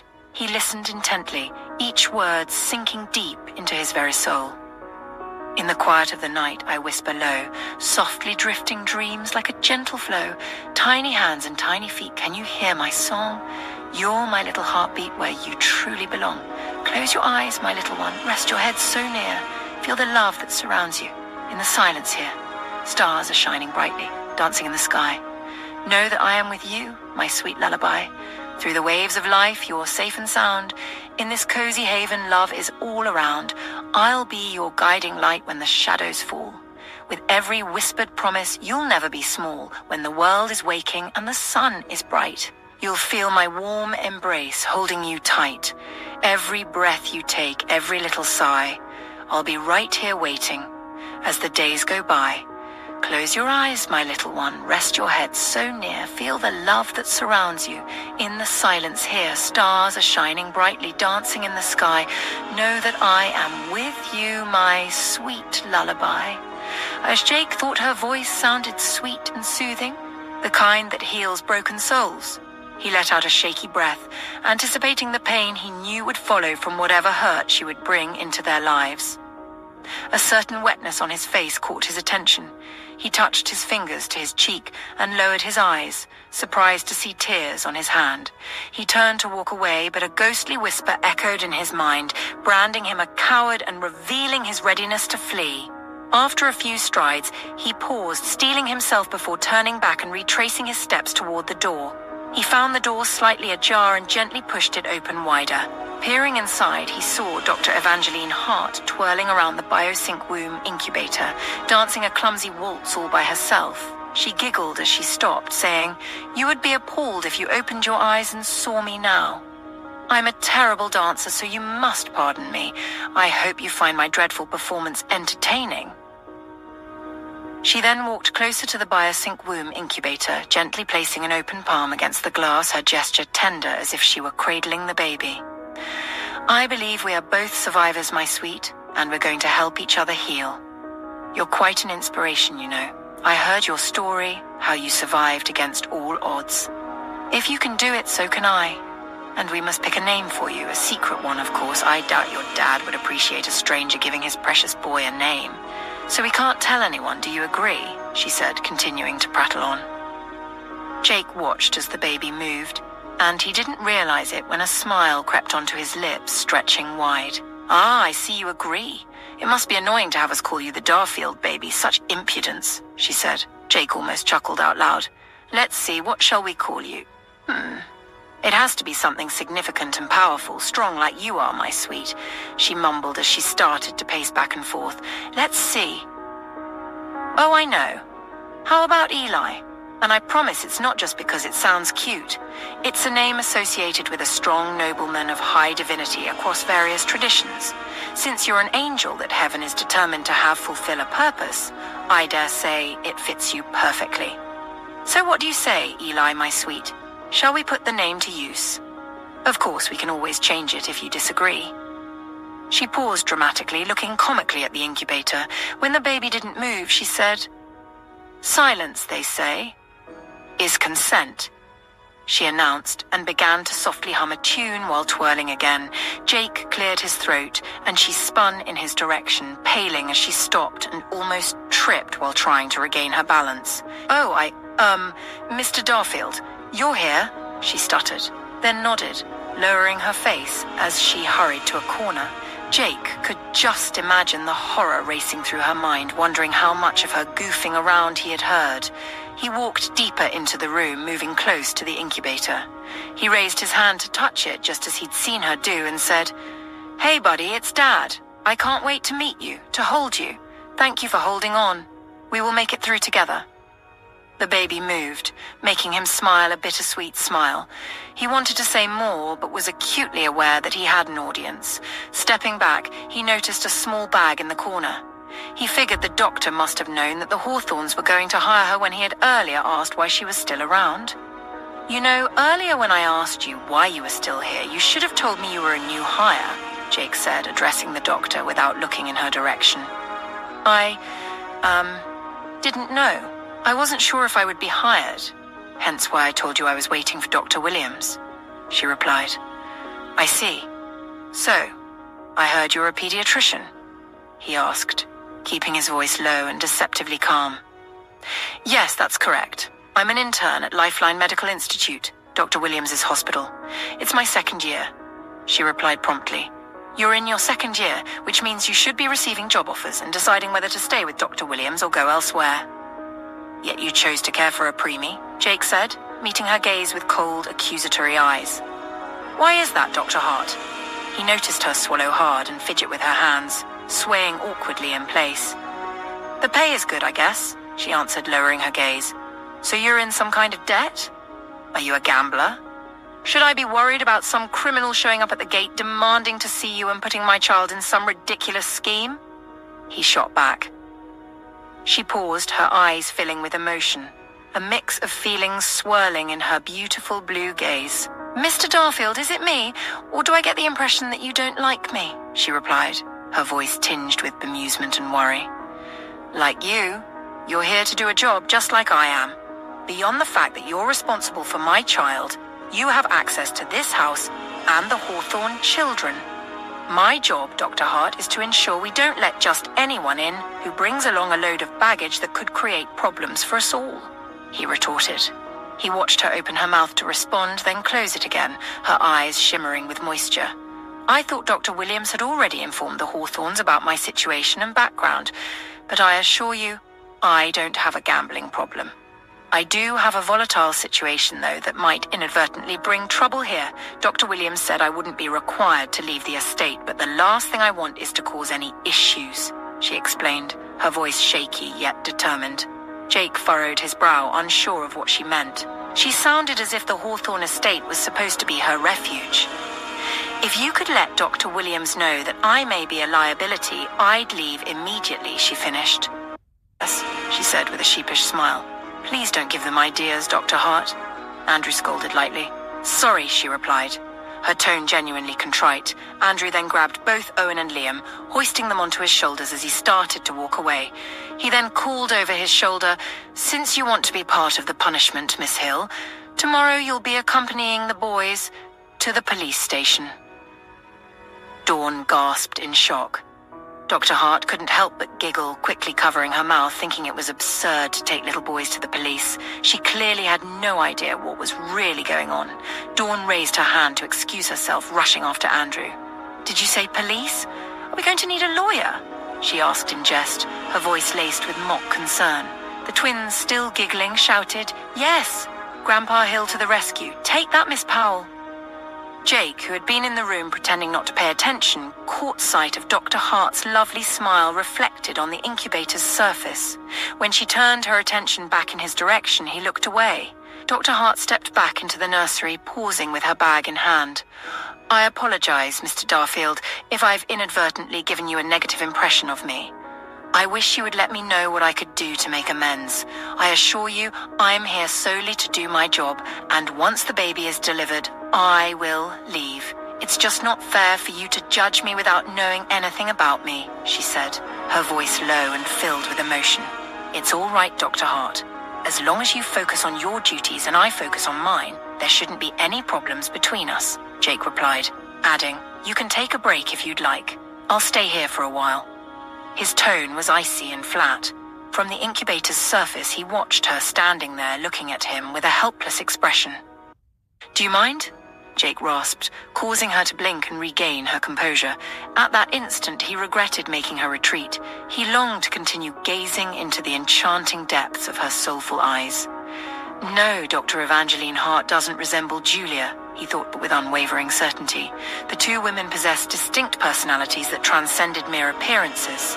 More so, while Julia had always ignited a desire for physical intimacy within him, Dr. Hart stirred deeper emotions that unsettled him. An instinctual urge to claim her surged within him, akin to a primal beast. He didn't just want her bare and moaning beneath him. He envisioned her beautiful, curvy form nurturing his child. The magnetic attraction between them was both bewildering and frightening, leaving him confused. When she instinctively stepped back, creating space between them, Jake struggled to suppress the urge to draw her closer and hold her against him. He gently stood up, folded the blanket that still held her scent, and mumbled an excuse as he walked out, unaware that his fists were clenched in an effort to control his emotions. Dr. Hart waited until the sound of his footsteps faded in the hallway before letting out a sigh. She settled into the couch he had vacated and noticed that the chair still radiated his warmth. Slowly curling up in it, she felt enveloped by his heat like a comforting blanket. With a shaky breath, she murmured, "What's happening to me?" Jake headed upstairs, wanting to check in on Nathaniel Hawthorne before retiring for the night. A voice whispered in his head, reminding him he was simply running away from the emotions the beautiful doctor was stirring within him. She's too young, even younger than Christine, he thought to himself, desperately grasping for anything to keep a distance between them. Still, his mind wandered back to the nursery just minutes earlier, her leaning over him, their faces inches apart. He realized that if he had moved his head even slightly, his lips would have touched hers. He shut his eyes and released a shaky breath. "What madness is this?" he muttered under his breath.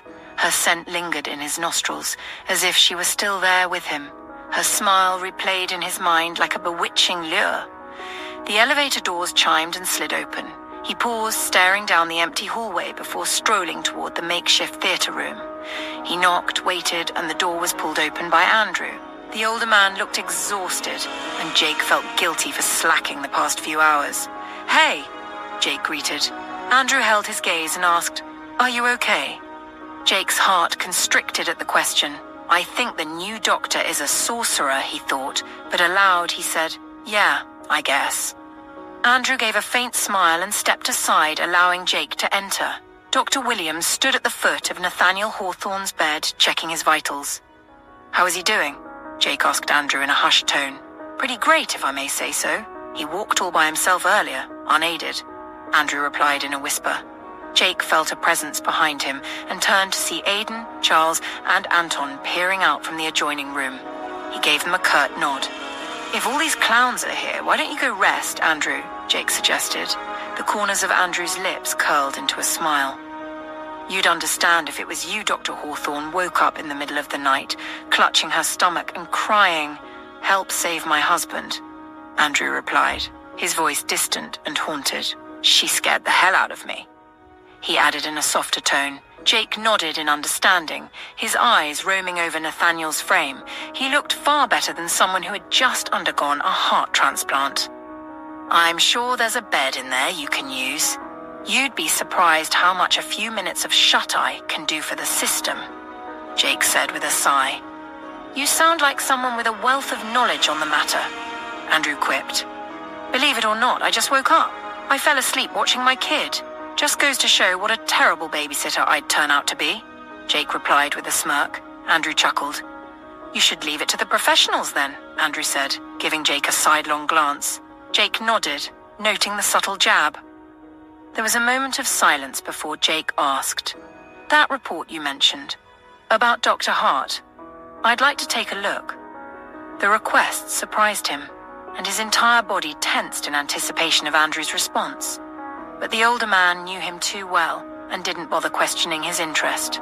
This was the Jake Darfield he recognized, not the version from earlier. Andrew pulled out his phone, opened the PDF document, and handed it over. "It's not a pretty sight," he warned before heading to the adjoining room, likely intending to take Jake's advice and get some rest. Jake didn't like the sound of that warning. Part of him considered not looking, his heart clenching at the thought of anyone hurting the beautiful doctor with her small, curvy frame and those captivating eyes. He pocketed Andrew's phone and stood there for a few minutes, tormenting himself with imagined scenarios of what could have happened. When he could no longer bear it, he pulled the phone back out, moved to a corner, and flicked his thumb over the screen. He guessed Captain must have sent the report to Andrew because it started with a detailed bio of Dr. Hart. Her hometown, her parents' land, the schools she attended, every side job she took to pay her bills, it was all there, even the people she befriended. Pictures from over the years were included, from her as a toddler to her high school and university graduation photos.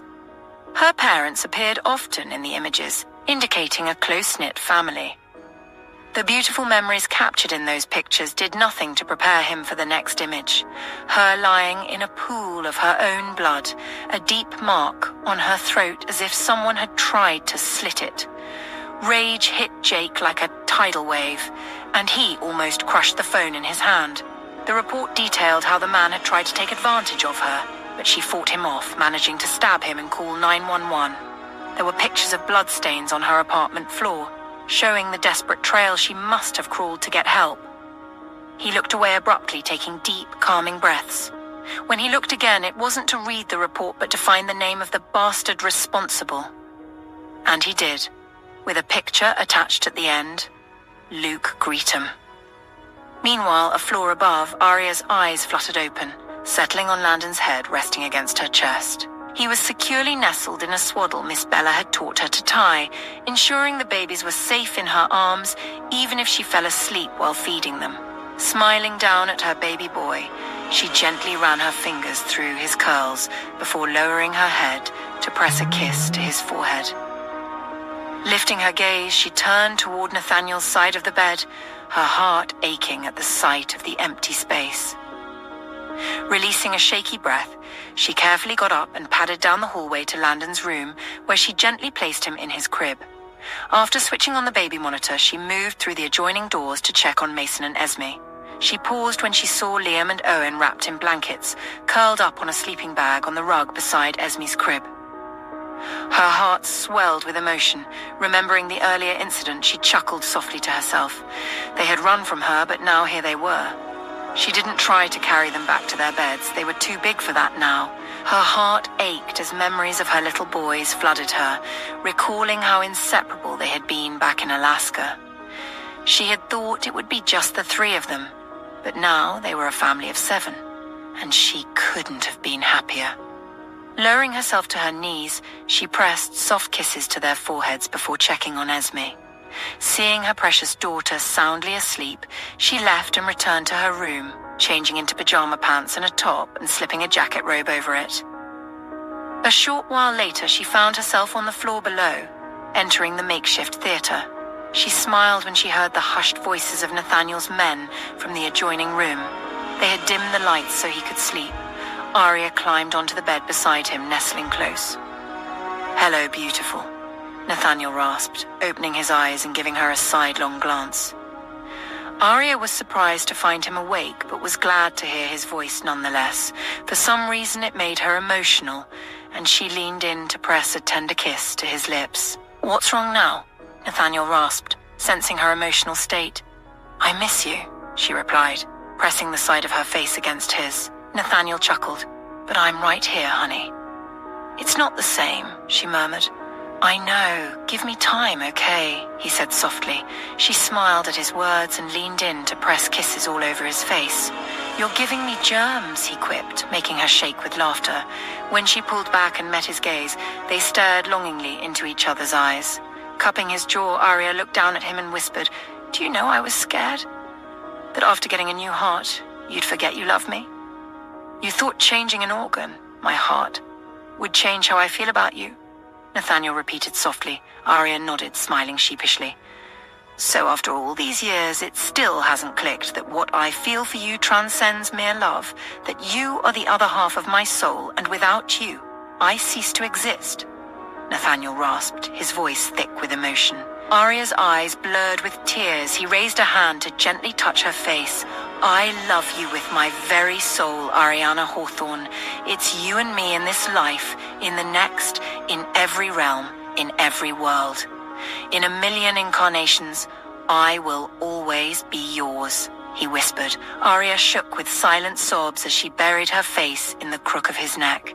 "I love you something fierce," she whispered, wrapping her arms around his head and pressing her lips to the corner of his mouth. "I know, baby," Nathaniel whispered. Jake, who had heard the quiet sobs and gotten up to investigate, saw the two of them and overheard their words. A smile tugged at the corners of his lips.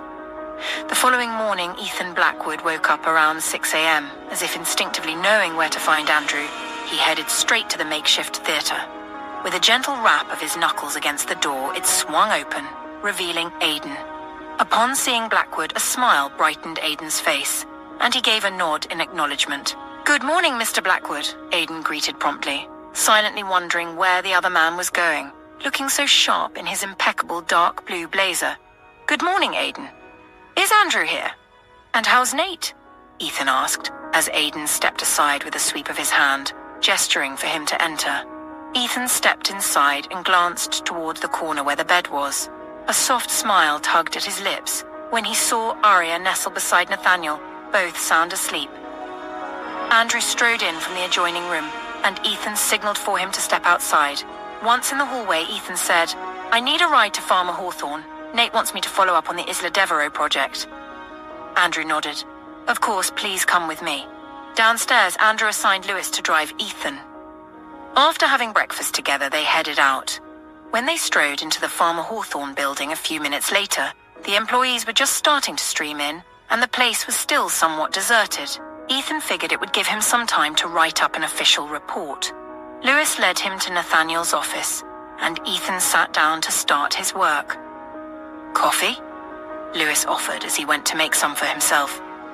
"Please, I prefer brandy, but we wouldn't want to rattle Nathaniel's goody two-shoes," Ethan quipped. Lewis chuckled lightly.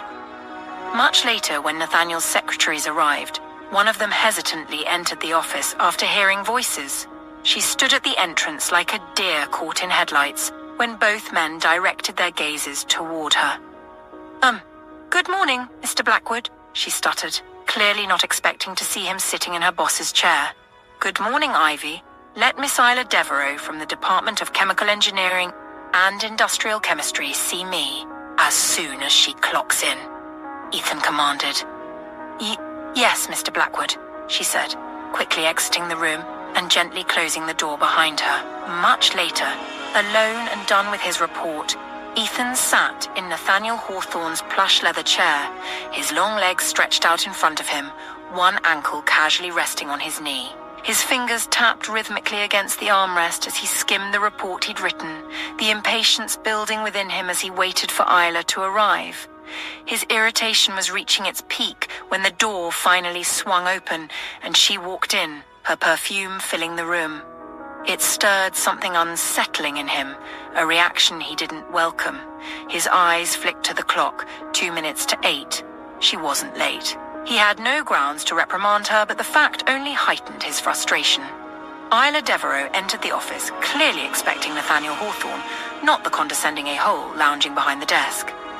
Her confident stride faltered for just a moment before she tried to compose herself. "Mr. Blackwood," she greeted curtly, her tone clipped but composed. "I see you're still here. I trust your morning has been productive." The words carried an edge of formality, masking her irritation. "I'm here to see Mr. Hawthorne." Ethan leaned back further in the chair, his expression cool and detached. "Nate is unavailable. You'll have to make do with me. Why don't you take your seat, Miss Devereaux? You've wasted enough of my morning as it is." Isla's lips pressed into a thin line, her arms folding defensively across her chest. She was clearly annoyed, but beneath the frustration lingered another emotion, betraying her composed demeanor. "I was under the impression I'd be meeting with Mr. Hawthorne," she replied firmly, a hard edge to her voice. Ethan's eyes flickered with annoyance. Though he tried to maintain an indifferent facade, he raised an eyebrow, his tone dismissive. "If you would rather continue this meeting standing, by all means, Miss Devereaux, be my guest. Otherwise, sit down." He gestured with his eyes toward the chair opposite him, ignoring the sharp glare she shot him in response to his tone. Isla hesitated, her instincts urging her to push back, but something about his calmness, the way he sat there, poised like a predator waiting to pounce, his dark eyes daring her to defy him, made her cross the room. She seated herself with measured grace, her legs crossing smoothly, her back straight, though every line of her body screamed tension. Ethan gave her a quick, almost dismissive once-over before turning his attention back to the papers on his desk. "I've made my decision about your team's projects," he said, his voice calm and businesslike, her brow knitted in confusion. "You've made your decision?" she echoed. "I thought." She stopped as he lifted his gaze, meeting hers directly. "What decision is that?" "Sir." The slight hesitation in her voice didn't go unnoticed, and it was clear she now understood he held the authority. Leaning forward, Ethan rested his forearms on the desk, his eyes locked on hers. He wanted to command her full attention, but another part of him was determined to prove she had no effect on him. Still, he couldn't shake the awareness of how captivating her eyes were. Isla seemed drawn in by his intensity, her posture slowly relaxing as she gave him a searching gaze. A subtle tension hung in the air. "I'm moving forward with Dr. Singh's smart corrosion-resistant coating project," he said in a deep, steady voice. Isla blinked, momentarily thrown. "Why that one?" she asked, trying to keep her tone neutral, though her curiosity was apparent. Ethan glanced at her, the faintest smirk threatening to emerge. "Because it offers the greatest return on investment," he explained, leaning back slightly. "It has broad applications across various industries: oil, chemical, construction. Its self-adjusting properties make it adaptable to extreme environments, which significantly reduces maintenance and replacement costs." He paused, watching her eyes flicker as she processed his reasoning. "Industries spend billions to prevent corrosion. A technology that can stop it is invaluable," he added, his tone taking on a rougher edge. He noticed the flicker of disappointment in her eyes, confirming his suspicion that she had hoped he would choose more than one project. Her next comment proved it, but the eco-purifier catalyst could aid in sustainability, and the nanopolymer strengthener, she began. "Could," Ethan interrupted, his voice firm, "but the eco-purifier catalyst is too niche. Yes, It addresses industrial waste, but its impact is limited to specific sectors. While everyone talks about sustainability, companies still prioritize immediate cost savings over long-term environmental benefits. And the nanopolymer, she pressed, unwilling to let it go, her eyes almost pleading as they locked onto his. Ethan shrugged. It's a solid advancement, but at the end of the day, it just makes things a bit stronger. It's not game-changing enough. We need innovation that shifts the entire playing field, he countered. Isla's lips thinned into a tight line, clearly displeased, but she couldn't argue with his logic. So that's it? She asked in a small voice. That's it, Ethan confirmed, picking up a pen and twirling it between his fingers. Get started on producing samples for the smart corrosion-resistant coating. I want them ready as soon as possible. Once you've got that, submit the business proposal to the finance team for budget approval. As he spoke, he jotted down an email address on a sticky note. Isla stared at him, the tension between them thick in the air. And you'll be overseeing this, I assume? She asked, her voice tight. That's right, Miss Devereaux. I'll be personally monitoring your team's progress, he said smoothly, every step of the way. He extended the note to her. I'll need a detailed report of everything we discussed here. Send me an email outlining your plan, timeline, and make sure to keep me and Nate updated. This will help me schedule inspections and manage the process, he explained. Isla slowly took the note from him, their fingers brushing under the small piece of paper.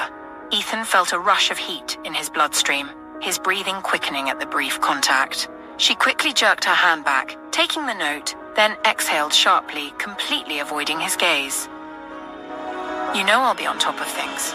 I can always send you a detailed report and you wouldn't even need to be here physically, Isla Devereaux said. Oh? Why, Miss Devereaux? Are you avoiding critical feedback? Ethan teased, his tone light and playful. No, I was just wondering why Mr. Hawthorne isn't the one handling the supervision. Isla shot back, her irritation evident in her voice. I believe that's already been established, Miss Devereaux, he replied dryly. Ethan could tell she was itching to know why Nathaniel wasn't leading the meeting, but he had no intention of enlightening her. He was also certain she'd prefer to get rid of him, but he wasn't about to indulge her. Her job was to manage her department, and that was all that mattered. She sat there for a moment, as if waiting for an explanation, but Ethan kept his eyes fixed on the papers he was now pretending to review. You have until 4 p.m. to submit the detailed report, including the budget and everything else. I suggest you get to it, he said, his tone indifferent. Very well, she replied, after a brief tense pause. Ethan was sure she was cursing him internally. She stood and headed toward the exit. Ethan fought the urge not to watch her leave, but he failed. His eyes drifted to her curves, lingering on the sway of her hips as she walked out the door. He exhaled deeply, rubbing his hands over his face. This is not happening, Blackwood, he muttered to himself, frustration clear in his voice. Early on at the Hawthorne estate, around 7 a.m., a soft knock echoed from the makeshift theatre room, stirring Dr. Hawthorne awake. As Aidan went to answer the door the second time that morning, Dr. Hawthorne sat up, instinctively checking her husband's heartbeat before leaning over to kiss the corner of his mouth. Jake's heart constricted at the gesture, knowing very well what that first instinctive action meant. Nathaniel Hawthorne, however, turned his face in her direction, prompting her to smile as she pressed her lips to his. Good morning, my love, she whispered, her voice low and soft, laden with feelings. Jake, standing nearby, overheard Dr. Williams, Dr. Rowan, and another doctor at the door. He waited until Dr. Hawthorne got out of bed before giving Aidan the signal to let the doctors in. As they entered, with Dr. Williams leading, Dr. Hawthorne was busy reviewing her husband's vitals. Good morning, she greeted the doctors, exchanging pleasantries with them. Nathaniel Hawthorne glanced in Jake's direction, and upon seeing him smile, Jake stepped forward toward the bedside. Good morning, boss, Jake greeted him. Is it? Nathaniel replied, raising an eyebrow and holding Jake's gaze. Jake chuckled, recognizing the loaded response. Yes, boss, it is, Jake said with a grin. That's good to know. Nathaniel nodded, extending his hand for a handshake. Jake took it, feeling a lump form in his throat. I'm sorry I haven't been able to see your baby, Nathaniel rasped, sighing deeply. Come on, boss, that's understandable, Jake replied. Nathaniel nodded again. Thanks for being so forgiving, he quipped. You're right, I do have a solid reason. Better late than never, I suppose, he added, making Jake chuckle again. I need to know how the baby is doing along with the biosync. Nathaniel hesitated, catching himself before he said biosync test 1. He didn't want to alarm Jake unnecessarily, so he smoothly pivoted. Do you think Noria can provide me with a detailed report? Tom mentioned she was to watch the baby. Jake frowned, realizing that Nathaniel wasn't aware of Dr. Evangeline Hart yet. Yes, I believe Noria can give the report along with Dr. Hart, the new pediatrician Dr. Hawthorne, hired on Dr. Williams' recommendation, Jake explained. Nathaniel's eyes sharpened as he blinked, his gaze fixed on Jake. Okay, he responded slowly, enunciating the word carefully. I hope a thorough background check was done on this Dr. Hart, he probed. Yes, boss. Andrew handled that part, Jake promptly replied. Good. Please have her draw up a detailed report with Noria, and make sure Noria keeps an eye on her until we're absolutely sure of her character, Nathaniel added, his concern evident, making Jake's heart swell with gratitude. Yes, boss, Jake said, then, after a brief pause, added, Thank you, boss. Nathaniel waved off the thanks. That's our baby now. I'm sure you know that, he said, and Jake chuckled softly, nodding in agreement. I see you're doing well this morning, Nate. Ready for another walk? Dr. Williams chimed in. Nathaniel groaned deep in his throat. Ah, damn it, eliciting a low chuckle from everyone in the room. You can do it, Arya said with conviction. Nathaniel mumbled under his breath. There goes my drill marshal, though no one heard him, but Jake did, and he fought to suppress a laugh. Jake stepped back, giving the doctors room to attend to Nathaniel and ensuring he was disconnected from the machines. Once they were done, Nathaniel extended his hand and Jake took it, helping him to his feet. As Nathaniel stood, Jake's mind drifted to the unresolved matter with Powell concerning the business proposition. He briefed Nathaniel on the proposed partnership and the policies that needed to be established. I take it he hasn't yet caught wind of the fallout between you and Christine? Nathaniel asked, probing further. Jake hesitated before answering. I don't think so. I'll need to go through Christine's constant text to figure out where we stand. Nathaniel nodded, glancing at Jake to assess his mood. You know, if you'd rather not deal with her family again, just say the word. I won't force you to talk to her if you don't want to. It's fine, boss. I can handle it, Jake replied. All right then, Nathaniel said. Tell Tom to move forward with drafting the proposal and send it to Powell. Also, go through Christine's text to see if there's anything useful. I get that you feel betrayed, but you can't avoid this forever. You need to deal with it so you don't create unnecessary enemies.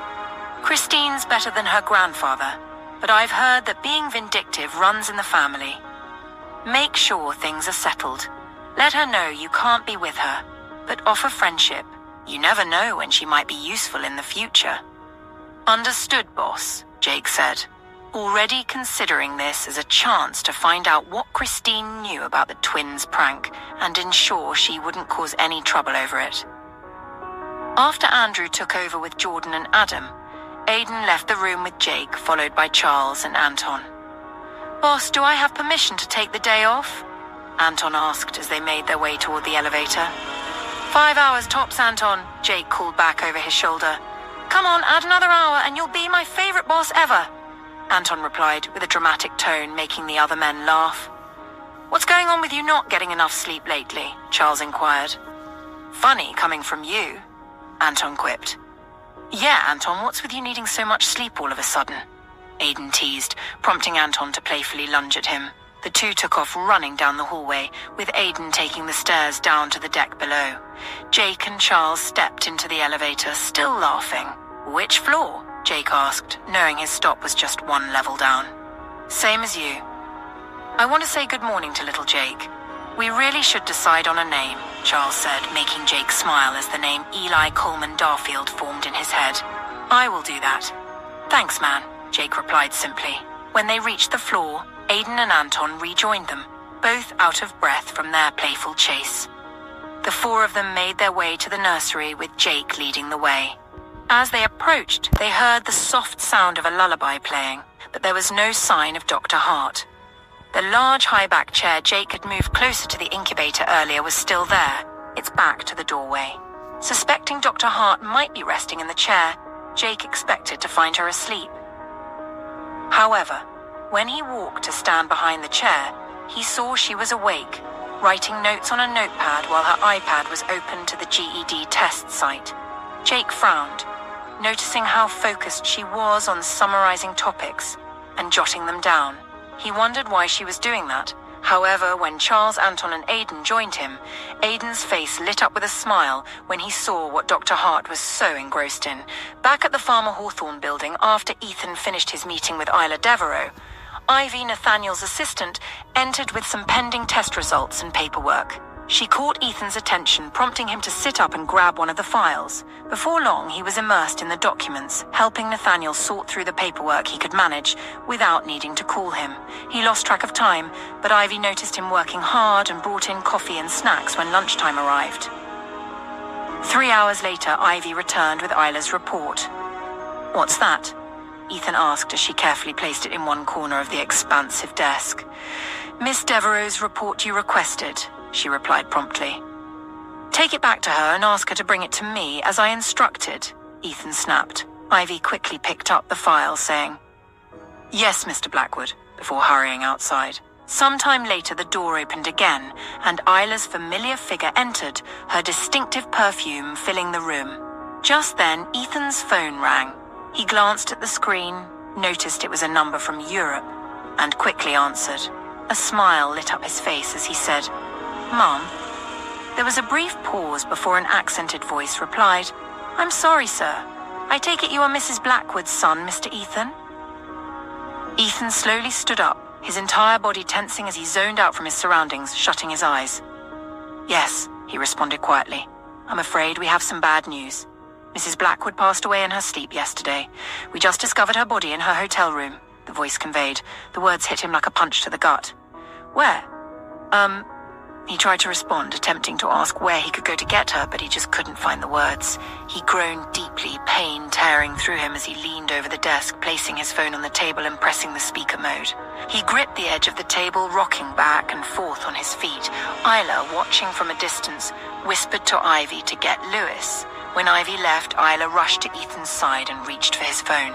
He opened his eyes to meet hers and, without fully understanding why, let her take the device. He heard her say, "I'm Isla Devereaux, Mr. Blackwood's colleague. Could you provide us with all the information we need to come pick up her body?" Ethan fought to suppress his pain at the term body to refer to his mother. His mind raced with memories of her in Sylvan Ridge, taking on every odd job and working herself to the bone just to make ends meet. She had done everything possible to position him for success, giving him the opportunity to tread the path to financial stability. And now, just when he was finally able to give her everything she desired, she was gone. "No," he groaned. Isla quickly ended the call, thanked the officers, and hung up the phone. Sensing that Ethan was about to collapse under the weight of his grief, she wrapped her arms around him tightly. He was overwhelmed, holding on to her as he buried his face in the nook of her neck. He didn't cry. The pain inside him was too great for tears. Instead, he grunted and groaned as if he were in profound agony. Isla held him close, and even though she had no idea who Mrs. Blackwood was, tears welled in her eyes at the sight of how deeply her death affected Ethan. She realized he wasn't the cold-hearted person she thought he was after all. Lewis rushed in, seeing Ethan clinging to Miss Devereaux and groaning in agony, and immediately called the estate.